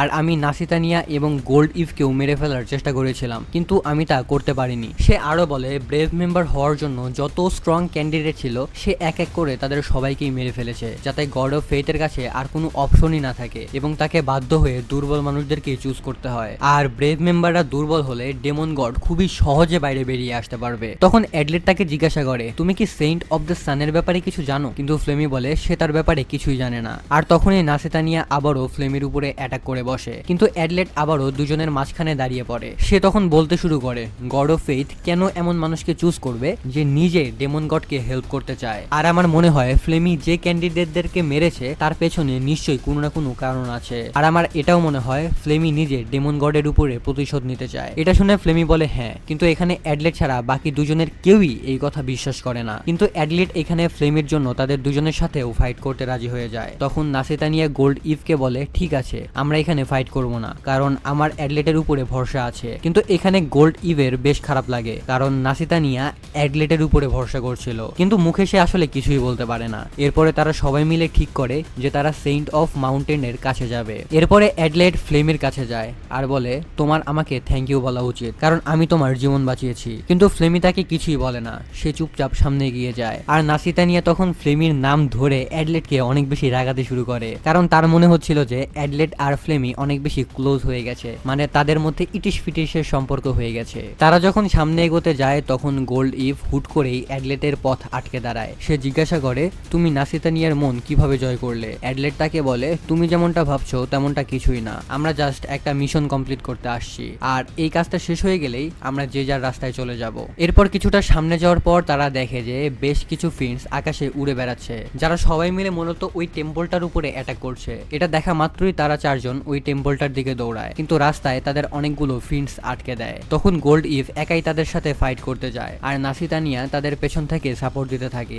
এর পাশাপাশি ফ্লেমিও এখানে তাদের দুজনকে হেল্প করে। এদিকে অ্যাডলেট সোজা ওই টেম্পলের দিকে চলে যায়। সেখানে এসে সে দেখে টেম্পলের চারপাশ জুড়ে বেশ কিছু গোল্ডেন পিলার ছিল, যা ফিন্সদের ওই টেম্পলে ঢুকতে বাধা দিচ্ছিল। কিন্তু তখনই অ্যাডলেটের নজর যায় একটা মেয়ের উপরে, যে সেখানে অজ্ঞান হয়ে মাটিতে পড়েছিল। অ্যাডলেট তার জ্ঞান ফিরিয়ে আনে। জ্ঞান ফিরতেই ওই মেয়েটি বলে, আমার জন্য চিন্তা করো না, তোমাকে যত দ্রুত সম্ভব ওই টেম্পলের ভেতরে যেতে হবে। সে টেম্পলের ভেতরে ঢোকার ট্রাই তো করে, কিন্তু ওই গেটটা বাইরে থেকে বন্ধ ছিল এবং ওইটার চাবি তার কাছে ছিল না। তাই সে ব্লাস্ট করে ওই গেটটা ভেঙে ফেলে, আর ওই গেটটা খোলার সাথে সাথেই দুজন সৈন্য বেরিয়ে আসে এবং অ্যাডলেটের উপরে হঠাৎ করে আক্রমণ করে। কিন্তু অ্যাডলেট তাদের দুজনকেই হারিয়ে দেয়। কিন্তু ওই দুজন সৈন্যদের দেখে অ্যাডলেটের একটু সন্দেহ হয়। সে যখন আবার ওই মেয়েটার কাছে ফিরে আসে তখন সে দেখে ওই মেয়েটা আসলে একটা ছদ্মবেশী ফিন্ড, আর ওই ফিন্ডটা তখন সেখান থেকে পালিয়ে যায়। অ্যাডলেট তার পিছু নিলেও শেষমেশ তাকে আর ধরতে পারে না। তাই সে আবার টেম্পলের ভেতরে ফিরে আসে এবং দেখে যে কেউ একজন অলরেডি টেম্পলের ব্যারিয়ারটাকে অ্যাক্টিভ করে দিয়েছে।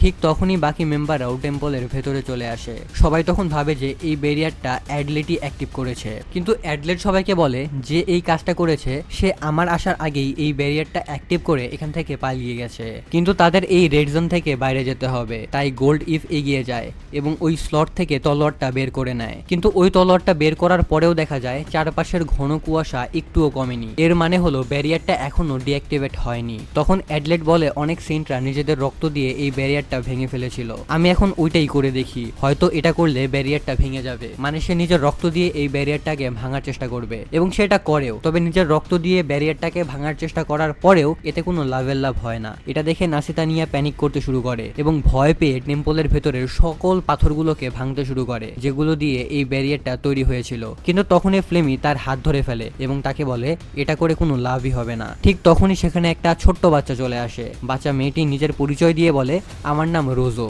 আর আমি ব্রেভ মেম্বারদের একজন। তাকে দেখে অ্যাডলেট বলে ওঠে, আমিও ব্রেভ মেম্বারদের একজন এবং আমি হলাম এই ওয়ার্ল্ডের সবচেয়ে শক্তিশালী মানুষ। কিন্তু তখনই রোজোর নজর যায় ফ্লেমির উপরে। সে ফ্লেমির উপরে অ্যাটাক করে বসে। সে বলে ফ্লেমি একজন ব্রেভ কিলার, তাই আমাদের তাকে মেরে ফেলা উচিত। কিন্তু নাসিতানিয়া আর অ্যাডলেট তাকে এমনটা করতে নিষেধ করে। তখনই সেখানে আরো একটা মেয়ে চলে আসে যে ছিল সেন্ট অফ দ্য মাউন্টেন, তার নাম ছিল মোরা। সে এখানে এসেই রোজাকে শান্ত করে এবং বলে আমাদের একটা বড় ধাঁধা সলভ করতে হবে। যা বলার পরেই বলেই সে হ্যান্স নামের একজনকে ভেতর থেকে ডাকে এবং বলে সেও ব্রেভ অব দ্য সিক্স এর একজন মেম্বার। কিন্তু প্রবলেম হচ্ছে এখানে মোট 7 জন ব্রেভ মেম্বার আছে, অথচ ব্রেভ মেম্বার থাকার কথা 6 জনের। এর মানে হচ্ছে এই 7 জনের মধ্যে এমন একজন আছে যে সবাইকেই ধোকা দিচ্ছে। কিন্তু সবচেয়ে বড় প্রবলেমটা হচ্ছে এটা প্রুভ করা ইম্পসিবল ছিল যে তাদের মধ্যে আসল ইম্পোস্টার আসলে কে, কারণ এইখানে উপস্থিত 7 জনের প্রত্যেকের শরীরেই ওই ব্রেভ অব দ্য সিক্স ফ্লাওয়ারের চিহ্ন ছিল। এর কিছু সময় পর আমরা দেখি অ্যাডলেট আর হ্যান্স দুজন মিলে ওই ব্যারিয়ারটাকে ভাঙার জন্য বেরিয়ে যায়, কিন্তু ওই পুরো ব্যারিয়ারটা ছিল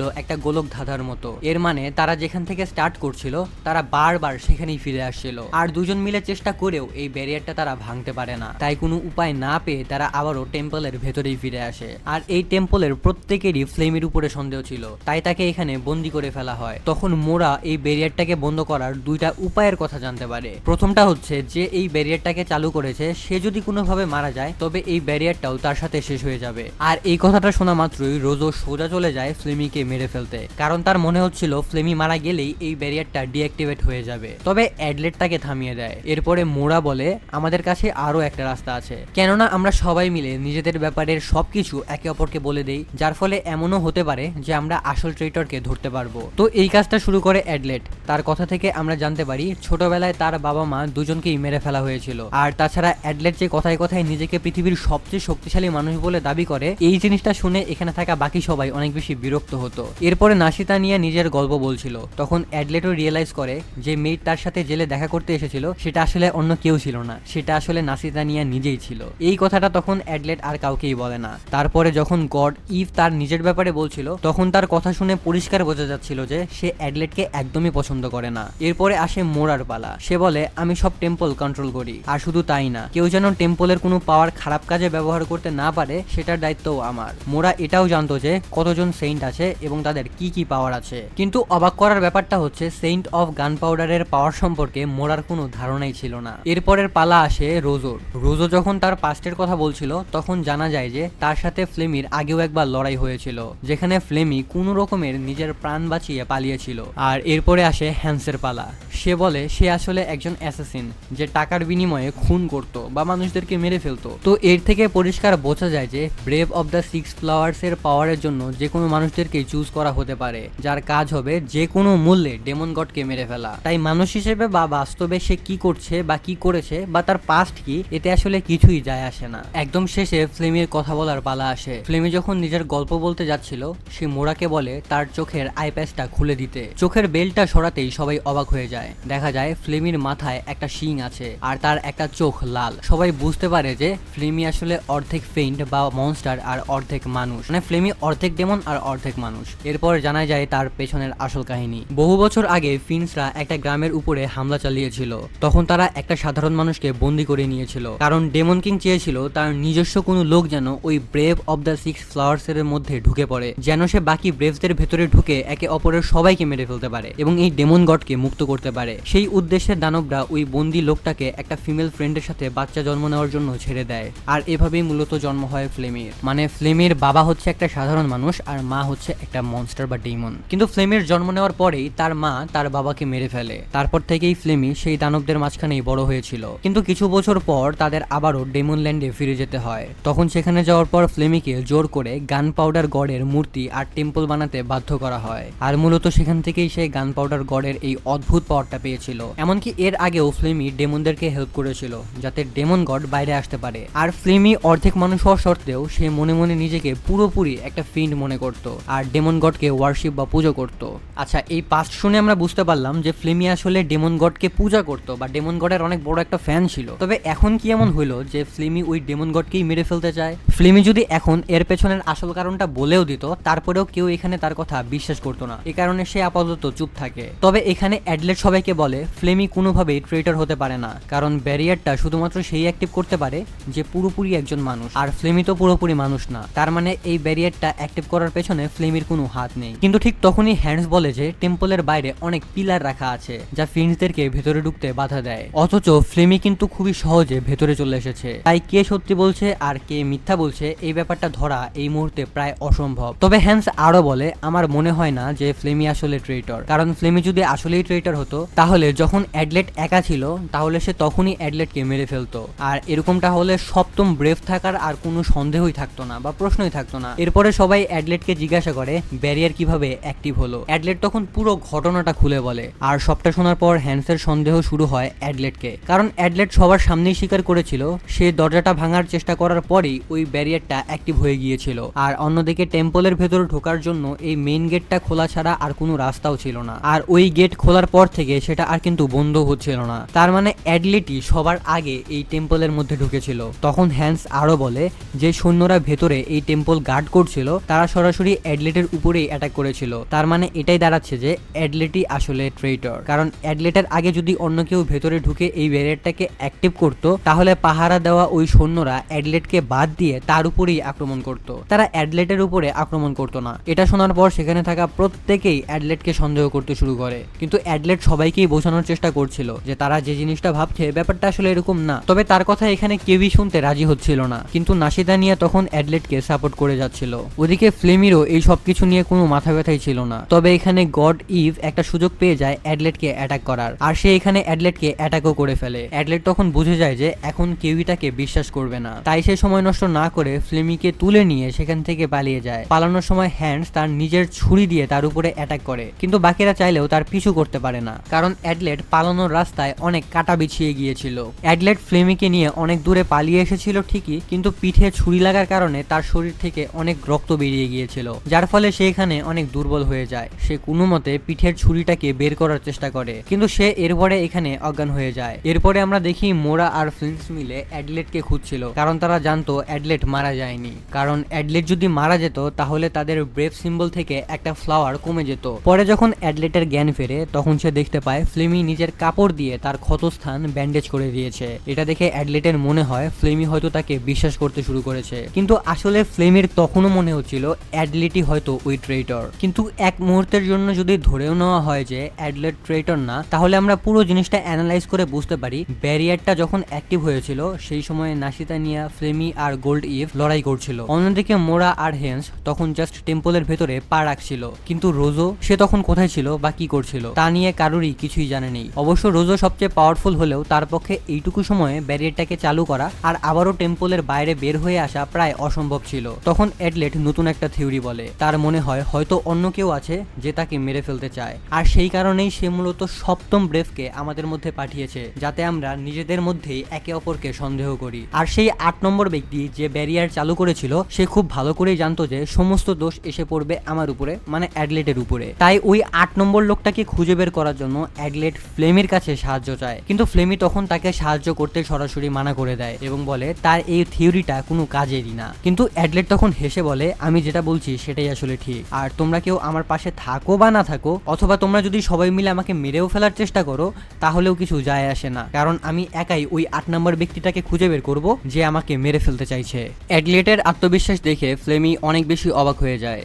সে জিজ্ঞাসা করে তুমি তো একজন সাধারণ মানুষ, তোমার কোনো বিশেষ পাওয়ার বা ম্যাজিক্যাল পাওয়ারও নেই, তাহলেও তুমি কিভাবে এত বেশি শক্তিশালী হলে? এর পেছনের আসল কারণটা কি? অ্যাডলেট তখন বলে এর পেছনের আসল কারণটা হচ্ছে আমার মাস্টার। আসলে অ্যাডলেটের মাস্টার খুবই ভালো করে জানতেন যে অ্যাডলেটকে যদি পৃথিবীর সবচেয়ে শক্তিশালী মানুষ বানাতে হয় তবে তাকে আগে পৃথিবীর সব ধরনের অস্ত্র চালানো শিখতে হবে, সাথে সাথে তার বিজ্ঞান আর টেকনোলজির ব্যাপারেও অনেক কিছু জানতে হবে। অ্যাডলেটের মাস্টারই তাকে সমস্ত অস্ত্র চালানো শিখিয়েছিলেন। শুধু তাই না, প্রতিপক্ষকে হারানোর জন্য কিভাবে ছোটখাটো ট্রিক্সকে কাজে লাগাতে হয় সেটাও তিনি তাকে শিখিয়েছিলেন। তাছাড়া অ্যাডলেটের এই মাস্টার একসময় ফ্লেমির হিট লিস্টেও ছিলেন, মানে ফ্লেমিও তাকে মেরে ফেলতে চেয়েছিল, কিন্তু ফ্লেমি তাকে মেরে ফেলতে পারেনি। আমরা এটাও জানতে পারি যে অ্যাডলেটের মাস্টারের ট্রেনিং এতটাই কঠিন ছিল যে কোনো মানুষই আজ পর্যন্ত সেই ট্রেনিং শেষ করতেই পারেনি। তবে প্রশ্নটা হচ্ছে অ্যাডলেট কেন এত কষ্ট সহ্য করে এই ট্রেনিং গুলো কমপ্লিট করলো? তখন আমাদের একটা কাহিনী বলা হয়। অনেক বছর আগে অ্যাডলেট যখন একদম ছোট ছিল তখন তার গ্রামে হঠাৎ একটা ফিন্ড বা ডেমন এসে আক্রমণ চালায়। ওই ফিন্ডটা এখানে এসে বলে যে আজ থেকে এই পুরো জায়গা ফিন্ডসদের, আর এখানকার মানুষেরা তাদের দাস হিসেবে থাকবে। কিন্তু গ্রামের মানুষেরা সেটার প্রতিবাদ করে। এটার ফলস্বরূপ ফিন্ডসরা রেগে গিয়ে সেখানকার সমস্ত মানুষদেরকে মেরে ফেলে। এখানে আমরা দেখি অ্যাডলেটের যে বন্ধু ছিল সেও মারা যায়, এমনকি তার বোনও তাকে বাঁচাতে গিয়ে সেখানে প্রাণ হারায়। তারপর থেকে অ্যাডলেট মনে মনে প্রতিজ্ঞা করে যে সে পৃথিবীর সমস্ত ফিন্ডদেরকে মেরে ফেলবে। আর তারপরেই তার দেখা হয় তার মাস্টার অ্যাট্রোর সাথে। সে মাস্টারকে বলে সে দুনিয়ার সবচেয়ে বেশি শক্তিশালী মানুষ হতে চায়, চায় যাতে সে সব ফিন্ডদেরকে মেরে ফেলতে পারে, কিন্তু তার মাস্টার তাকে ট্রেনিং করাতে পরিষ্কার মানা করে দেয়। তবে এটা সত্ত্বেও অ্যাডলেট অনবরত তাকে ট্রেনিং করানোর জন্য বলতে থাকে। তখন মাস্টার অ্যাট্রো তাকে মারতে শুরু করে আর বলতে থাকে তোমাকে হাসতে হবে। সে তাকে মারতে থাকে আর তাকে হাসতে বলে, আর এই সমস্ত কিছু সহ্য করতে করতে অবশেষে অ্যাডলেট হেসে ওঠে। তখন তার মাস্টার তাকে বলে যে মানুষ কষ্টের মধ্যেও হাসতে পারে সেই মানুষই পৃথিবীর সবচেয়ে বেশি শক্তিশালী মানুষ হওয়ার যোগ্যতা রাখে। এই পুরো কাহিনীটা শোনার পর ফ্লেমি বলে যে ফিন্ডটা তোমাদের গ্রামে হামলা করেছিল আমি তাকে চিনি। সে সেই 3 ফিন্ডসদের মধ্যে একজন যারা বাকি সব ফিন্ডসদের উপরে রাজত্ব করে, আর সে হাফ হিউম্যান আর হাফ ফিন্ড কিভাবে জন্ম দিতে হয় সেই টেকনিকটাও জানে। মানে 3টা ফিন্ডস সমস্ত ফিন্ডের উপরে রাজত্ব করে, ওই 3টা ফিন্ডসের মধ্যে একটা ফিন্ডস হচ্ছে ওইটা। আর এই ফিন্ডসই ফ্লেমির মাকে মানুষদের কাছে পাঠিয়েছিল যাতে ফ্লেমির জন্ম হতে পারে। আমরা এটাও জানতে পারি যে ফ্লেমি তার মাকে অনেক বেশি ভালোবাসতো আর বিনিময়ে সে তার মায়ের কাছ থেকে অনেক আদরও পেত। আর আজ পর্যন্ত ফ্লেমি যত মানুষকে মেরে ফেলেছে তা সে মূলত তার মায়ের কথাতেই করেছে। অর্থাৎ তার মা যদি একবার বলতো কাউকে মেরে ফেলো তবে ফ্লেমি কোনো কিছু না ভেবেই তাকে মেরে ফেলতো। ফ্লেমির অনেক ইচ্ছা ছিল যে সে ডেমন গডকে একবার দেখবে, কিন্তু সেটা সম্ভব ছিল না কারণ সে হাফ হিউম্যান ছিল, মানে সে অর্ধেক মানুষ ছিল। তাই ফ্লেমিকে আগে নিজের যোগ্যতা প্রমাণ করতে হতো, আর নিজেকে প্রমাণ করার জন্য সে পৃথিবীর সবচেয়ে শক্তিশালী যোদ্ধা মানে রোজোর পিছু নিয়েছিল এবং তাকে মেরে ফেলার চেষ্টা করেছিল, কিন্তু সে তাকে মারতে পারেনি। সেই সময় ফ্লেমি কোনো রকমে নিজের প্রাণ বাঁচিয়ে ডেমনদের দেশে ফিরে যেতে পেরেছিল, কিন্তু যে কাজের জন্য সে গিয়েছিল সেটা তখন পূরণ হয়েছিল না। আর ঠিক এই কারণেই ফ্লেমির মা ফ্লেমির সাথে তার সম্পর্ক সম্পূর্ণভাবে ভেঙে দেয়। তখন ফ্লেমি বুঝতে পারে যে এতদিন সে কেবল একটা জাস্ট পুতুল ছাড়া আর কিছুই ছিল না। তাই এখন সে ডেমন গডকে মেরে ফেলতে চায়, কারণ ডেমন গড মরে গেলে তার মা একটা জীবন্ত লাশে পরিণত হবে আর সে তার মায়ের উপরেও তখন প্রতিশোধ নিতে পারবে। তবে এই পুরো গল্পটা বলার পর ফ্লেমি বলে ওঠে এখন আমার পুরোপুরি বিশ্বাস হয়ে গেছে যে তুমি সেই সপ্তম ব্রেভ যে আমাদের সবাইকে ধোঁকা দিচ্ছ,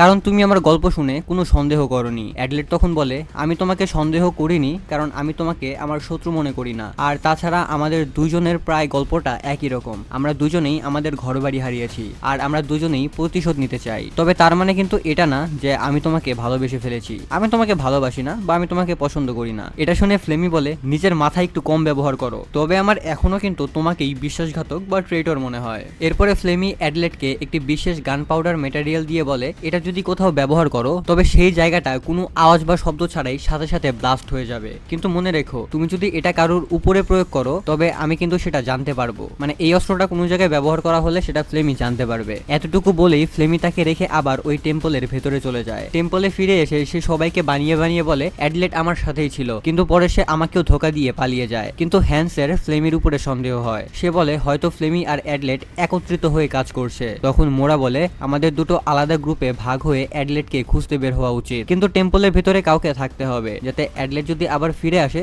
তাহলে তাকে ধরা যায়। তখন হ্যান্স বলে আমি এখানে পাহারায় থাকবো, কারণ অ্যাডলেটসের সব অস্ত্র সে এখানেই ফেলে গেছে, তাই সে তার অস্ত্র নিতে হয়তো অবশ্যই ফিরে আসবে। পরের দিন যখন বাকি সবাই অ্যাডলেটকে খুঁজতে টেম্পল থেকে বাইরে চলে যায়, অ্যাডলেট লুকিয়ে সবার উপরে নজর রাখছিল। তাকে যে কোনো মূল্যে ভেতরে ঢুকে তার অস্ত্রগুলো উদ্ধার করতে হতো। সে ভেতরে ঢোকার ট্রাই করে কিন্তু হ্যান্স তাকে আটকে দেয় আর তাদের দুজনের মধ্যে ফাইট শুরু হয়ে যায়। অ্যাডলেট ক্রমাগত হ্যান্সের দিকে বুম ছুড়তে থাকে কিন্তু তাতে বিশেষ কোনো লাভ হয় না। অন্যদিকে হ্যান্স তার ছুরি ব্যবহার করে অ্যাডলেটের উপরে অ্যাটাক করে যাচ্ছিল। ফাইট করতে করতে এক পর্যায়ে হ্যান্স অ্যাডলেটকে মাটিতে ফেলে দেয় আর জিজ্ঞাসা করে সে কার হয়ে কাজ করছে, কিন্তু অ্যাডলেট কোনো উত্তর দিতে পারে না কারণ সে তো কোনো ট্রেটর ছিল না। সে তখন একটা স্মোক বোম ইউজ করে সেখান থেকে পালানোর চেষ্টা করে। ধোয়ার কারণে তাদের দুজনেরই চোখ জ্বলতে থাকে। অ্যাডলেট কোনো মতে সামনের পথ দেখে দৌড়াচ্ছিল কিন্তু হ্যান্স তাকে তাড়া করতে থাকে। কিছু দেখতে না পেলেও হ্যান্স অ্যাডলেটের উপরে ঠিকই অ্যাটাক করে যাচ্ছিল কারণ সে স্পষ্ট আওয়াজ শুনতে পাচ্ছিল। এরপর অ্যাডলেট তাকে বলে আমি তোমার সাথে একদম সামনাসামনি লড়াই করতে চাই, মানে তোমাকে হারানোর জন্য আমি কোনো ট্রিক্স ব্যবহার করব না। এটা বলেই সে নিজের হাতের সমস্ত অস্ত্র বা ওয়েপন মাটিতে ফেলে দেয়। কিন্তু হ্যান্সের তখন মনে হচ্ছিল অ্যাডলেট হয়তো এখানে কোনো একটা চাল চালার চেষ্টা করছে,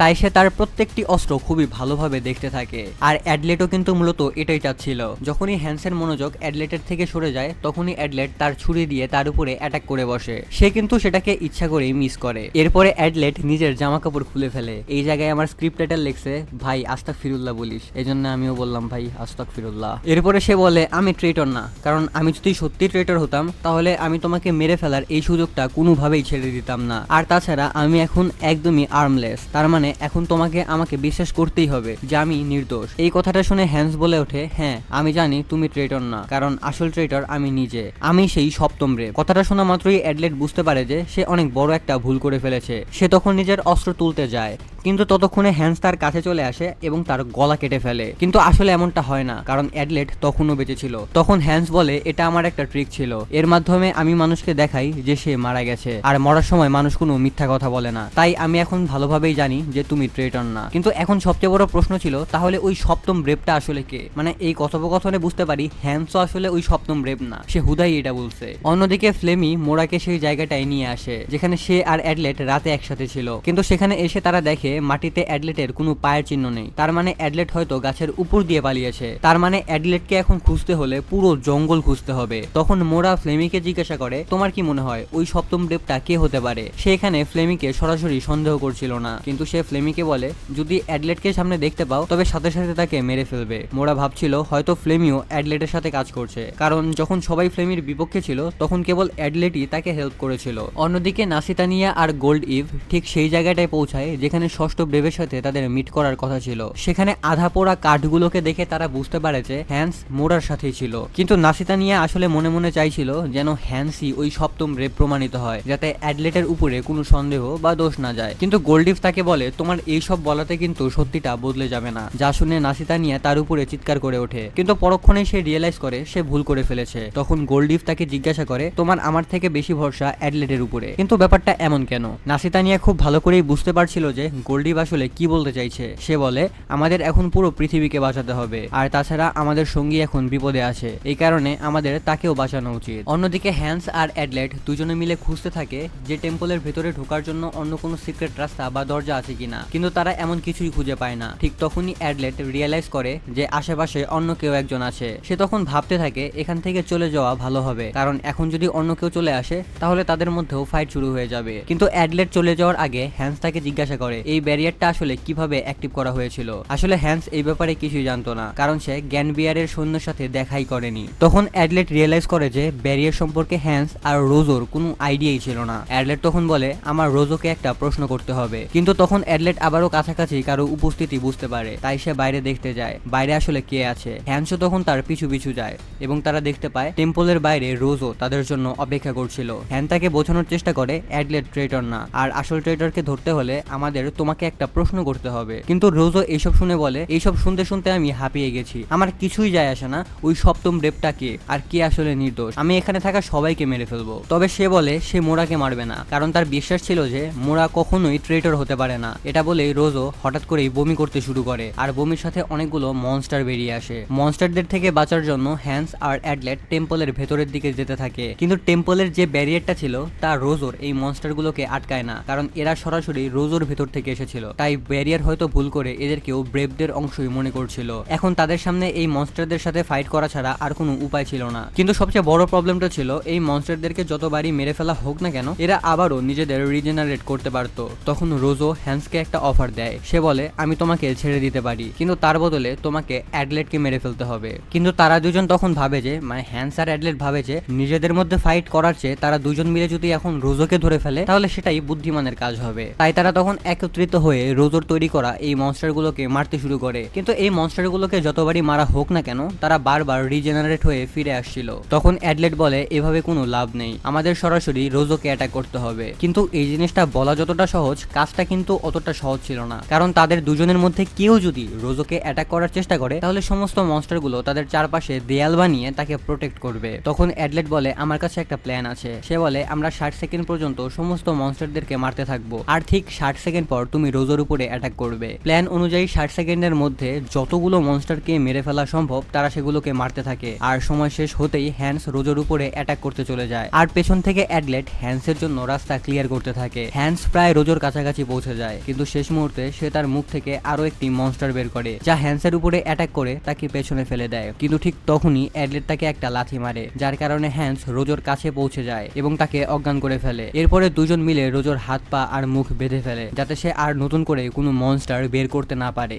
এরপর রোজো এখানে অজ্ঞান হয়ে যায়। কিছুক্ষণ পর যখন রোজোর জ্ঞান ফেরে তখন অ্যাডলেট তাকে প্রশ্ন করে যে, তুমি কি জানো ওই ব্যারিয়ারটাকে কিভাবে অ্যাক্টিভ করতে হয়? রোজো তখন মাথা নেড়ে না বলে। এখন হ্যান্সের সমস্ত সন্দেহ গিয়ে পড়ে ফ্লেমের উপরে, কিন্তু অ্যাডলেট কোনোভাবেই এটা মানতে রাজি ছিল না। তখন হ্যান্স তাকে বলে, ফ্লেমির পুরো জীবন কেটেছে অন্ধকারে, যার মানে সে ভালোবাসা, বন্ধুত্ব অথবা বিশ্বাস এইগুলো সম্পর্কে কিছুই জানে না। কিন্তু অ্যাডলেট তখনও ফ্লেমের উপরে পুরোপুরি বিশ্বাস করছিল। সে হ্যান্সের হাতে একটা জিনিস দিয়ে সেখান থেকে চলে যায়। এরপর একা হয়ে যাওয়ার পর সে কিছুটা গান পাউডার ইউজ করে। ফ্লেমি সেটাকে বুঝে সেখানে তখন চলে আসে। অন্যদিকে মোরা যখন টেম্পলে ফিরে আসে সে হ্যান্সের উপরে অনেকটাই রেগে যায়। সে বলতে থাকে তুমি অ্যাডলেটকে কেন মেরে ফেলোনি, কিন্তু হ্যান্স তাকে বলে অ্যাডলেট আসলে ট্রেটার না, আর অ্যাডলেটের কাছে একটা প্ল্যান আছে যাতে আমরা সপ্তম ব্রেভকে ধরতে পারি। অন্যদিকে অ্যাডলেট ফ্লেমিকে বলতে থাকে ওই ব্যারিয়ারটা না টেম্পলের মধ্যে থেকে অ্যাক্টিভ করা হয়েছে না টেম্পলের বাইরে থেকে অ্যাক্টিভ করা হয়েছে। এই ব্যারিয়ারটাকে মূলত অন্য কোনো একটা জায়গা থেকে অ্যাক্টিভ করা হয়েছে, কারণ ব্যারিয়ার কিভাবে স্টার্ট করতে হবে তা আমাদের সেই সৈন্যরা বলেছিল, আর মরিয়াকেও সেই সৈন্যটিই বলেছিল।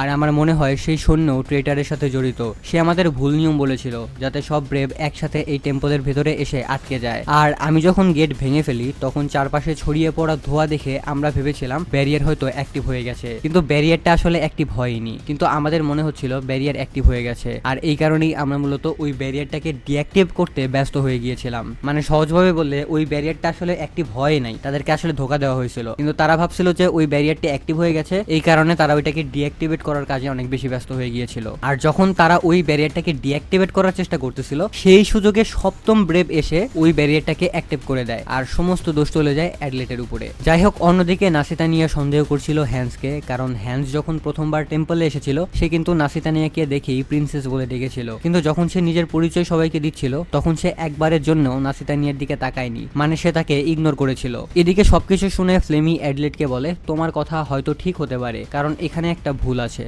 কারণ তুমি সেন্ডের পাওয়ার সম্পর্কে কিছুই জানো না। সেন্ডের পাওয়ারের একটা লিমিট থাকে, কেউ যদি ব্যারিয়ার অ্যাক্টিভ হয়েছে এমন দেখানোর জন্য ফগ ক্রিয়েট করেও থাকে, সে পুরো জঙ্গলে কিভাবে ফগ দিয়ে ঢেকে দিতে পারে। এমনকি যদি ফগ সেন্টও এমন করতে চায় তাহলেও একটানা সে 15 মিনিটের বেশি তার পাওয়ার ইউজ করতে পারবে না, আর পুরো জঙ্গল ঢেকে দিতে তার প্রায় 1 বছর সময় লাগবে। কথাটা বলেই ফ্লেমি গান পাউডার ক্রিয়েট করে এবং তা মাটিতে ছুঁড়ে মারে। ব্লাস্ট হতেই মাটির ভেতর থেকে কিছু ছোট ছোট ব্যারিয়ার বেরিয়ে আসে। ফ্লেমি সেগুলোকে দেখিয়ে বলে পুরো জঙ্গলে এরকম ছোট ছোট অনেক ব্যারিয়ার আগে থেকেই সেট করে রাখা ছিল, এগুলো ফগ সেন্ট আগে থেকেই সেট করে রেখেছে, আর এগুলোর পজিশনও চেঞ্জ করা সম্ভব না, তাহলে এগুলো আর কাজ করবে না। তার মানে ব্যারিয়ার যখন অ্যাক্টিভ করা হয়েছিল তখন পুরো জঙ্গল ফগ দিয়ে ভরে গিয়েছিল। অন্যদিকে মোরাও হ্যান্সকে ভুল প্রমাণ করে দেয়। সে হ্যান্সকে বলে অ্যাডলেটকে বিশ্বাস করো না, সেই আসল ট্রেইটর। কিন্তু হ্যান্স বলে অ্যাডলেট যদি আসল ট্রেইটর হতো তবে সে এতক্ষণে আমাদের মেরে ফেলতো, কিন্তু সে তা করেনি। মোরা তখন বলে সে আমাদের মনের সাথে খেলছে, সে আমাদের সবার সাথে ফাইট করতে চায়। এদিকে ফ্লেমির সামনেও অ্যাডলেটের লজিক টেকে না, তাই ফ্লেমি তাকে মারতে চায়, কিন্তু অ্যাডলেট হেসে বলে তুমি যদি এখন আমাকে মেরে ফেলো তবে তুমি নিজেও বাঁচতে পারবে না, কারণ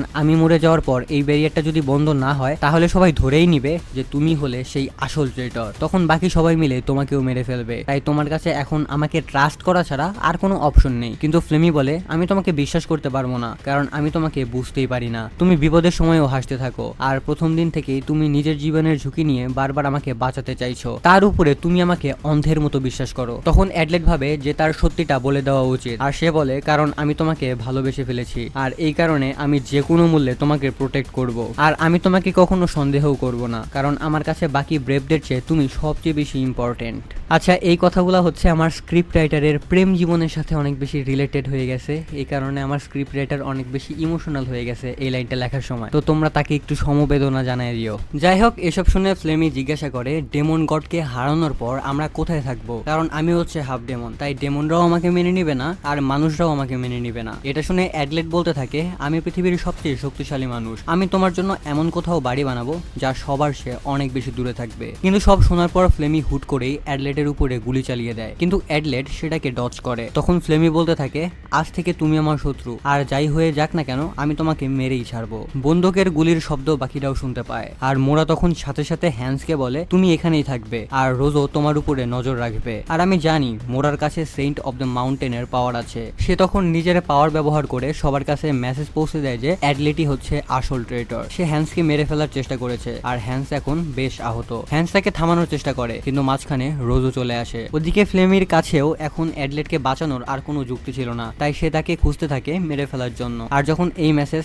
নাসিতানিয়ার কানে পৌঁছায় তার শেষ বিশ্বাসটুকুও ভেঙে যায়, সে একদম পাগল হয়ে যায়। সে বলতে থাকে আমি যেভাবেই হোক না কেন অ্যাডলেটকে মেরেই ছাড়বো। এদিকে ফ্লেমি বাকিদেরকে জানিয়ে দেয় যে অ্যাডলেট কোথায় আছে। অ্যাডলেট ফ্লেমিকে বলতে থাকে তোমার টেম্পলে গিয়ে দেখা উচিত মোরা সত্যি কথা বলছে কিনা, কিন্তু ফ্লেমি তখন তার কোনো কথা শুনতে রাজি ছিল না। সে একের পর এক বোম বা এক্সপ্লোসিভ দিয়ে অ্যাডলেটের উপরে অ্যাটাক করতে থাকে। অ্যাডলেট নিজের প্রাণ বাঁচাতে এদিকে ওদিকে দৌড়াতে শুরু করে, আর একসময় একটা বড় গাছে উঠে পড়ে আর কিছুটা ডার্ট দিয়ে ফ্লেমির উপরে অ্যাটাক করে, যা ফ্লেমির গায়ে লাগলেও অ্যাডলেট সেই সুযোগে সেখান থেকে পালায় না। সে উল্টো ফ্লেমির দিকেই যেতে থাকে আর বলে তোমাকে আমার উপরে ভরসা করতেই হবে। কিন্তু ফ্লেমির অতীত এতটাই ডার্ক ছিল যে সে কাউকে বিশ্বাসই করতে পারতো না। অ্যাডলেট কাছে আসতেই সে তার উপরে বেশ কিছু এক্সপ্লোসিভ ছুড়ে মারে, যার ফলে অ্যাডলেট সেখান থেকে ছিটকে পড়ে যায়। আর ঠিক তখনই সেখানে মোরা চলে আসে। সে সেই অ্যাডলেটের উপরে অ্যাটাক করে বসে। এখন নিজেকে বাঁচাতে অ্যাডলেটকে একসাথে দুইজন ব্রেভের সাথে ফাইট করতে হতো, কিন্তু অ্যাডলেট এই সব কিছুতে হাঁপিয়ে উঠেছিল। সে সবাইকে বারবার বোঝানোর চেষ্টা করলেও কেউ তার কোনো কথাই শুনছিল না। তাই সে তার পকেট থেকে একটা স্মোক বোম বের করে মাটিতে ছুঁড়ে মারে, কিন্তু সে তখন সেখান থেকে পালায় না। অ্যাডলেট সেখানেই দাঁড়িয়ে পড়ে। আর মোরা যখন তার উপরে অ্যাটাক করতে যাচ্ছিল তখন ফ্লেমি মোরার সামনে গুলি চালিয়ে বলে যে অ্যাডলেট স্যারেন্ডার করেছে। আর অ্যাডলেট স্যারেন্ডার করছিল কারণ সে জানতো সে যদি এখন মরে যায় তাহলে পুরো দোষটা গিয়ে পড়বে ফ্লেমির উপরে। আর সে মরার পর যদি ব্যারিয়ারটা না খোলে তাহলে বাকি সবাই মিলে ফ্লেমিকেও মেরে ফেলবে। এরপরে অ্যাডলেট তাদের দুজনকে পকেট থেকে একটা বিশেষ স্প্রে বের করে দেখায়। সে বলে এই স্প্রের সাহায্যে বোঝা যায় যে কোনো জিনিস কোনো ফিন্ড ছুঁয়ে দেখেছে কিনা। তবে এই জিনিসটা ফ্লেমির গুলির উপরে কাজ করছিল না। সে বলে আমি যখন স্প্রে দিয়ে চেক করেছিলাম যে আসল ব্যারিয়ারটা কে অ্যাক্টিভ করেছে তখন সেখানে ফ্লেমির হাতের কোনো ছাপ পাওয়া যায়নি। তার মানে ফ্লেমি কোনোভাবেই ওই সপ্তম ব্রেভ হতে পারে না, যা আমি হ্যান্সকেও বলেছিলাম। তখন ফ্লেমি অনেক বেশি অবাক হয়ে যায় যে অ্যাডলেট এখনো শুধুমাত্র তাকেই প্রোটেক্ট করার চেষ্টা করছে। তখন সে বুঝতে পারে যে অ্যাডলেট এতক্ষণ ধরে যা যা বলেছিল সেই সবকিছুই সত্যি ছিল। কিন্তু মোরার রাগ আরো অনেক বেশি বেড়ে যায়। সে ভাবছিল সবাই যদি এভাবে অ্যাডলেটের কথা বিশ্বাস করতে শুরু করে তবে তাকে আর ট্রেটর প্রমাণ করা যাবে না। তাই সে অ্যাডলেটকে অ্যাটাক করতে চলে যায়, কিন্তু তার আগেই ফ্লেমি মোরার উপরে গুলি চালিয়ে দেয়। আর এবার ফ্লেমি এখানে কান্না করা শুরু করে দেয়, কারণ সে না চাইতেও তাকে অ্যাডলেটকে বিশ্বাস করতে হচ্ছিল। আর প্রথমবারের মতো সে একটা মানুষকে বিশ্বাস করতে শুরু করেছে। কিন্তু মোরা আবার অ্যাডলেটের উপরে অ্যাটাক করতে যায়। এবার ফ্লেমি একটা গান পাউডার ব্লাস্ট করে, যার ফলে চারিদিকে ধোঁয়া দিয়ে ঢেকে যায়। আর সেই সুযোগে অ্যাডলেট আর ফ্লেমি সেখান থেকে পালিয়ে যায়। তারা কোনো মতে মোরার হাত থেকে পালিয়ে এলেও এবার তাদের সামনে নাসিতানিয়া আর গোল্ড ইভ এসে পড়ে। নাসিতানিয়া তখন প্রায় পাগল হয়ে গিয়েছিল। সে যেভাবেই হোক না কেন অ্যাডলেটকে মারতে চাইছিল। অন্যদিকে গোল্ড ইভ নাসিতানিয়াকে ইমপ্রেস করার জন্য ফ্লেমির উপরে অ্যাটাক করে, কিন্তু অ্যাডলেট তাকে বাঁচিয়ে নেয়। তারা দুজনেই একে অপরকে প্রোটেক্ট করে যাচ্ছিল।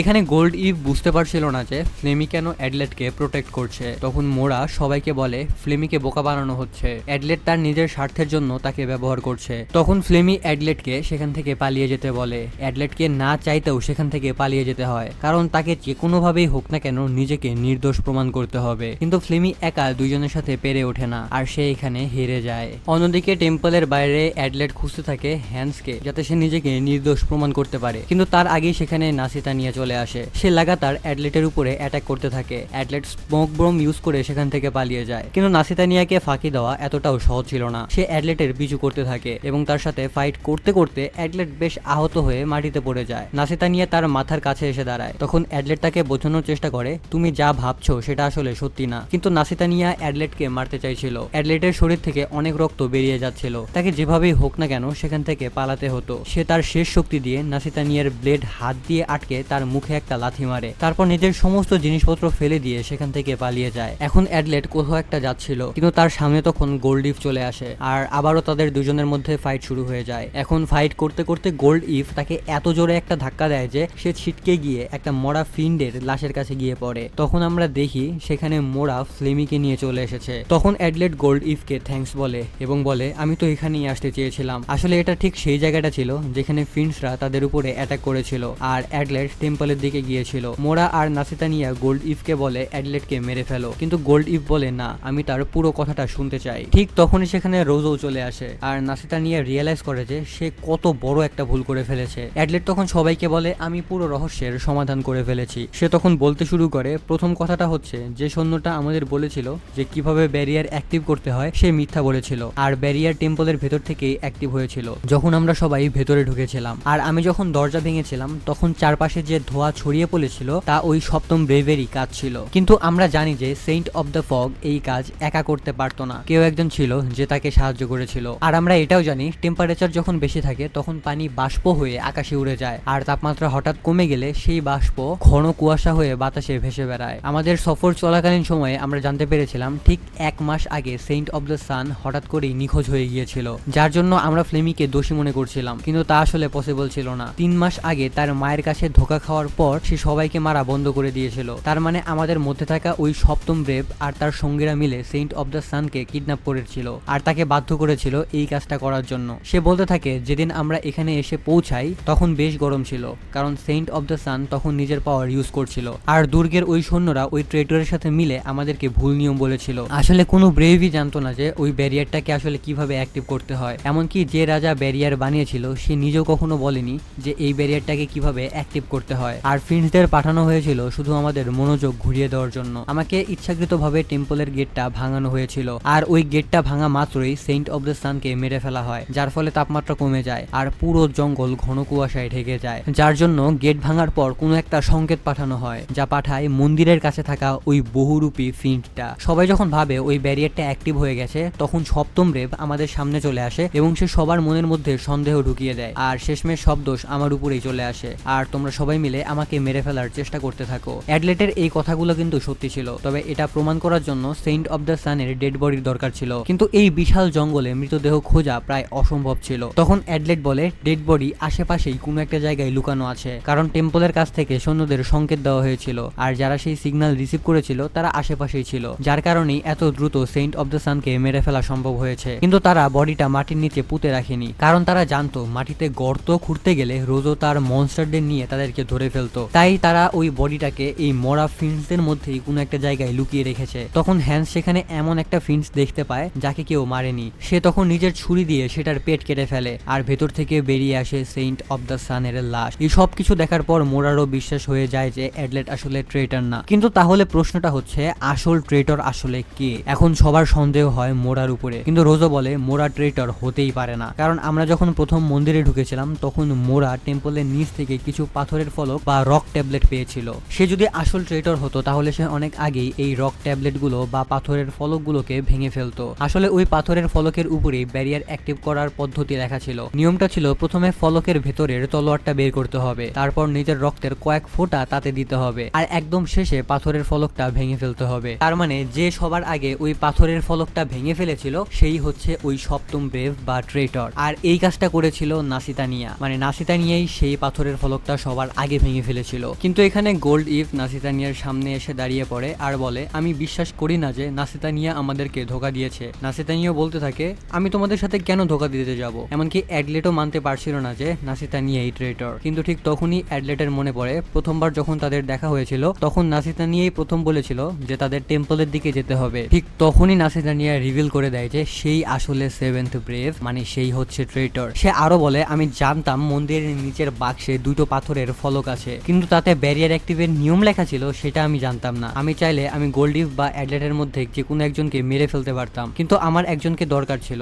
যার ঘাড়ে আমি সব দোষ চাপিয়ে দিতে পারতাম, আর অ্যাডলেট এটার জন্য একদম পারফেক্ট ছিল। তখনই সবাই জিজ্ঞাসা করে তুমি এমনটা কেন করলে? তখন নাসিতানিয়া বলে এমন না যে আমি ডেমন গডকে পছন্দ করি, কিন্তু আমি তাকে মুক্ত করতে চাই আর সব ব্রেভ মেম্বারদেরকে মেরে ফেলতে চাই, কারণ আমার বিশ্বাস আমি ডেমন গডকে বোঝাতে পারবো, মানে আই ক্যান ফিক্স হার, মানে বুঝতেছই তো, যাতে ফিন্স আর মানুষ সবাই একসাথে মিলেমিশে থাকতে পারে আর আমি নতুন একটা ওয়ার্ল্ড তৈরি করতে পারি। সে তখন আরো বলে আর এই কাজের জন্য কমপক্ষে 5 লাখ মানুষকে জীবন দিতে হবে, কিন্তু আমার তাতে কিছুই যায় আসে না। এটা শোনার পর সবাই অনেক বেশি রেগে যায় আর প্রত্যেকেই তার উপরে অ্যাটাক করে, আর এখানে নাসিতানিয়ার গলাও কেটে ফেলা হয়। কিন্তু তখন দেখা যায় এটা আসলে তার আসল বডি ছিল না। সবাই তখন চলে যায় আসল নাসিতানিয়াকে খুঁজতে। এদিকে অ্যাডলেট তখন মাটিতে পড়ে যায়। সে বিশ্বাসই করতে পারছিল না যে নাসিতানিয়া তাদের সাথে এমন বিশ্বাসঘাতকতা করতে পারে। ফ্লেমি তার কাছে এসে ধীরে ধীরে তার ক্ষতগুলোতে ব্যান্ডেজ বাঁধতে থাকে। অ্যাডলেট তখন জিজ্ঞাসা করে তুমি কি এখনো আমার উপর রেগে আছো? ফ্লেমি তখন বলে তোমার সাথে আমি যখন থাকি তখন আমার মনে হয় যে আমার বেঁচে থাকা উচিত। আর এটা বলার সময় এখানে ফ্লেমি অনেক বেশি ব্লাশ করছিল। এই কথাটা শোনার পরেই অ্যাডলেট এখানে তার জ্ঞান হারিয়ে ফেলে। এরপরে অ্যাডলেটের যখন জ্ঞান ফেরে সে তখন নিজেকে টেম্পল বা মন্দিরের ভেতর দেখতে পায়। সে জানতে পারে নাসিতানিয়া ব্যারিয়ার ভেঙে ফেলেছে। অন্যদিকে গোল্ড ইভ এখনো ট্রমাটাইজ ছিল। এরপরে অ্যাডলেট যায় ফ্লেমির সাথে দেখা করতে। ফ্লেমির সাথে কথা বলে সে আবারও টেম্পলের কাছে ফিরে আসে আর সবাইকে বলে আমাদের ডেমন ল্যান্ডের দিকে এগিয়ে যেতে হবে। কিন্তু ঠিক তখনই নতুন একটা মেয়ে আসে। অ্যাডলেট মেয়েটিকে আগে থেকেই চিনতো, যা ফ্লেমি পছন্দ করছিল না। মেয়েটি নিজের পরিচয় দিয়ে বলে আমি সেন্ট অফ দ্য ব্লাড আর আমাকেও ব্রেভ হিসেবে সিলেক্ট করা হয়েছে, যার মানে এখানে আবারও 7 জন ব্রেভ হয়ে গেল। তার মানে এদের মধ্যে এখনো একজন ট্রেটর লুকিয়ে আছে। এরপরে গোয়েন বেয়ারের রাজা যখন জানতে পারে যে ব্যারিয়ার হঠাৎ করে অ্যাক্টিভ হয়ে গেছে, সেও তখন টেম্পলের দিকে আসতে থাকে। সে এসে বলে যে যত ফ্রেন্ডস ছিল তারা সবাই একসাথে এখন এদিকেই আসছে, যার মানে তাদের কাছে এখন অত বেশি সময় ছিল না যে তারা ট্রেটরকে খুঁজে বের করবে। অ্যাডলেট রাজাকে বলে যেন ব্যারিয়ারটা আবারও অ্যাক্টিভ করে দেওয়া হয়। আর এই মুহূর্তে পুরো টিমে অ্যাডলেটই ছিল একমাত্র ব্রেভ যাকে সবাই বিশ্বাস করত আর যার উপরে কারোর কোনো সন্দেহই ছিল না। এরপর তারা ডেমন ল্যান্ডের দিকে যেতে থাকে ডেমন গডকে মারার জন্য। আর এখানেই এই অ্যানিমের সিজন 1 শেষ হয়ে যায়। তোমরা যারা এই পর্যন্ত ভিডিও দেখেছো তাদের জন্য একটা সুখবর আছে, আমরা তোমাদের জন্য স্যাভেজ 1 নামের অসাধারণ একটা ওয়েবসাইট ক্রিয়েট করেছি, যেখান থেকে তোমরা চাইলে বিভিন্ন ধরনের প্রোডাক্ট অর্ডার করতে পারবে। এছাড়াও সেখানে অ্যানিমের হিউজ কালেকশন আছে। এছাড়াও আমরা থাইল্যান্ড, ভিয়েতনাম আর ইন্ডিয়াতে যে সমস্ত অ্যানিমে ট্রেন্ডিং আছে বা সেই সমস্ত দেশে যে অ্যানিমের ডিজাইনগুলো সব সময় ট্রেন্ডিং এ থাকে সেই ডিজাইনগুলো আমরা তোমাদের জন্য এখানে রেখেছি। এছাড়াও তোমরা অ্যাসিড ওয়াশের মধ্যে ড্রপ শোল্ডারের অনেক সুন্দর সুন্দর কালেকশন তোমরা পেয়ে যাবে, তাও অনেক কম মূল্যে, মাত্র 550 থেকে 600 টাকার মধ্যে। আর এই টি শার্টগুলোর কোয়ালিটি নিয়ে তোমাদের একটু চিন্তা করতে হবে না, প্রত্যেকটার কোয়ালিটি হবে একদম টপ নচ। এছাড়াও তোমরা এখান থেকে বিভিন্ন ধরনের জার্সি এবং প্যান্ট অর্ডার করতে পারো। আর আমি অন্তত তোমাদের এইটুকু গ্যারান্টি দিচ্ছি, আমাদের এই স্যাভেজ 1 থেকে তোমরা যেটাই অর্ডার করবে না কেন সেটা অবশ্যই ভ্যালু ফর মানি হবে। এছাড়াও তোমরা স্ক্রিনে একটা হোয়াটসঅ্যাপ নাম্বার দেখতে পাচ্ছ, অর্ডার করার জন্য সেই হোয়াটসঅ্যাপ নাম্বারে মেসেজ করলেই হবে। এছাড়াও তোমরা প্রোডাক্টের সরাসরি ভিডিও দেখে নিতে পারবে। এছাড়াও তোমাদের কাছে অপশন আছে, যখন ডেলিভারি ম্যান আসবে তখন ডেলিভারি ম্যানের কাছ থেকে প্রোডাক্টটি দেখে নিবে, যদি ভালো লাগে তো প্রোডাক্টটি রাখবে, আর ভালো না লাগলে প্রোডাক্টটি রিটার্নও করে দিতে পারবে। তো তোমরা যাও একবার হলেও এই স্যাভেজ 1 ওয়েবসাইটটা ঘুরে আসো এন্ড দেখে নাও তোমাদের কোন কোন কালেকশন পছন্দ হয়। তো এই অ্যানিমেটা তোমাদের কাছে কেমন লাগলো সেটা অবশ্যই আমাকে কমেন্ট করে জানিয়ে দিও। আজকের মতো আমি এখানেই বিদায় নিচ্ছি, ভালো থাকো, সুস্থ থাকো, আল্লাহ হাফেজ।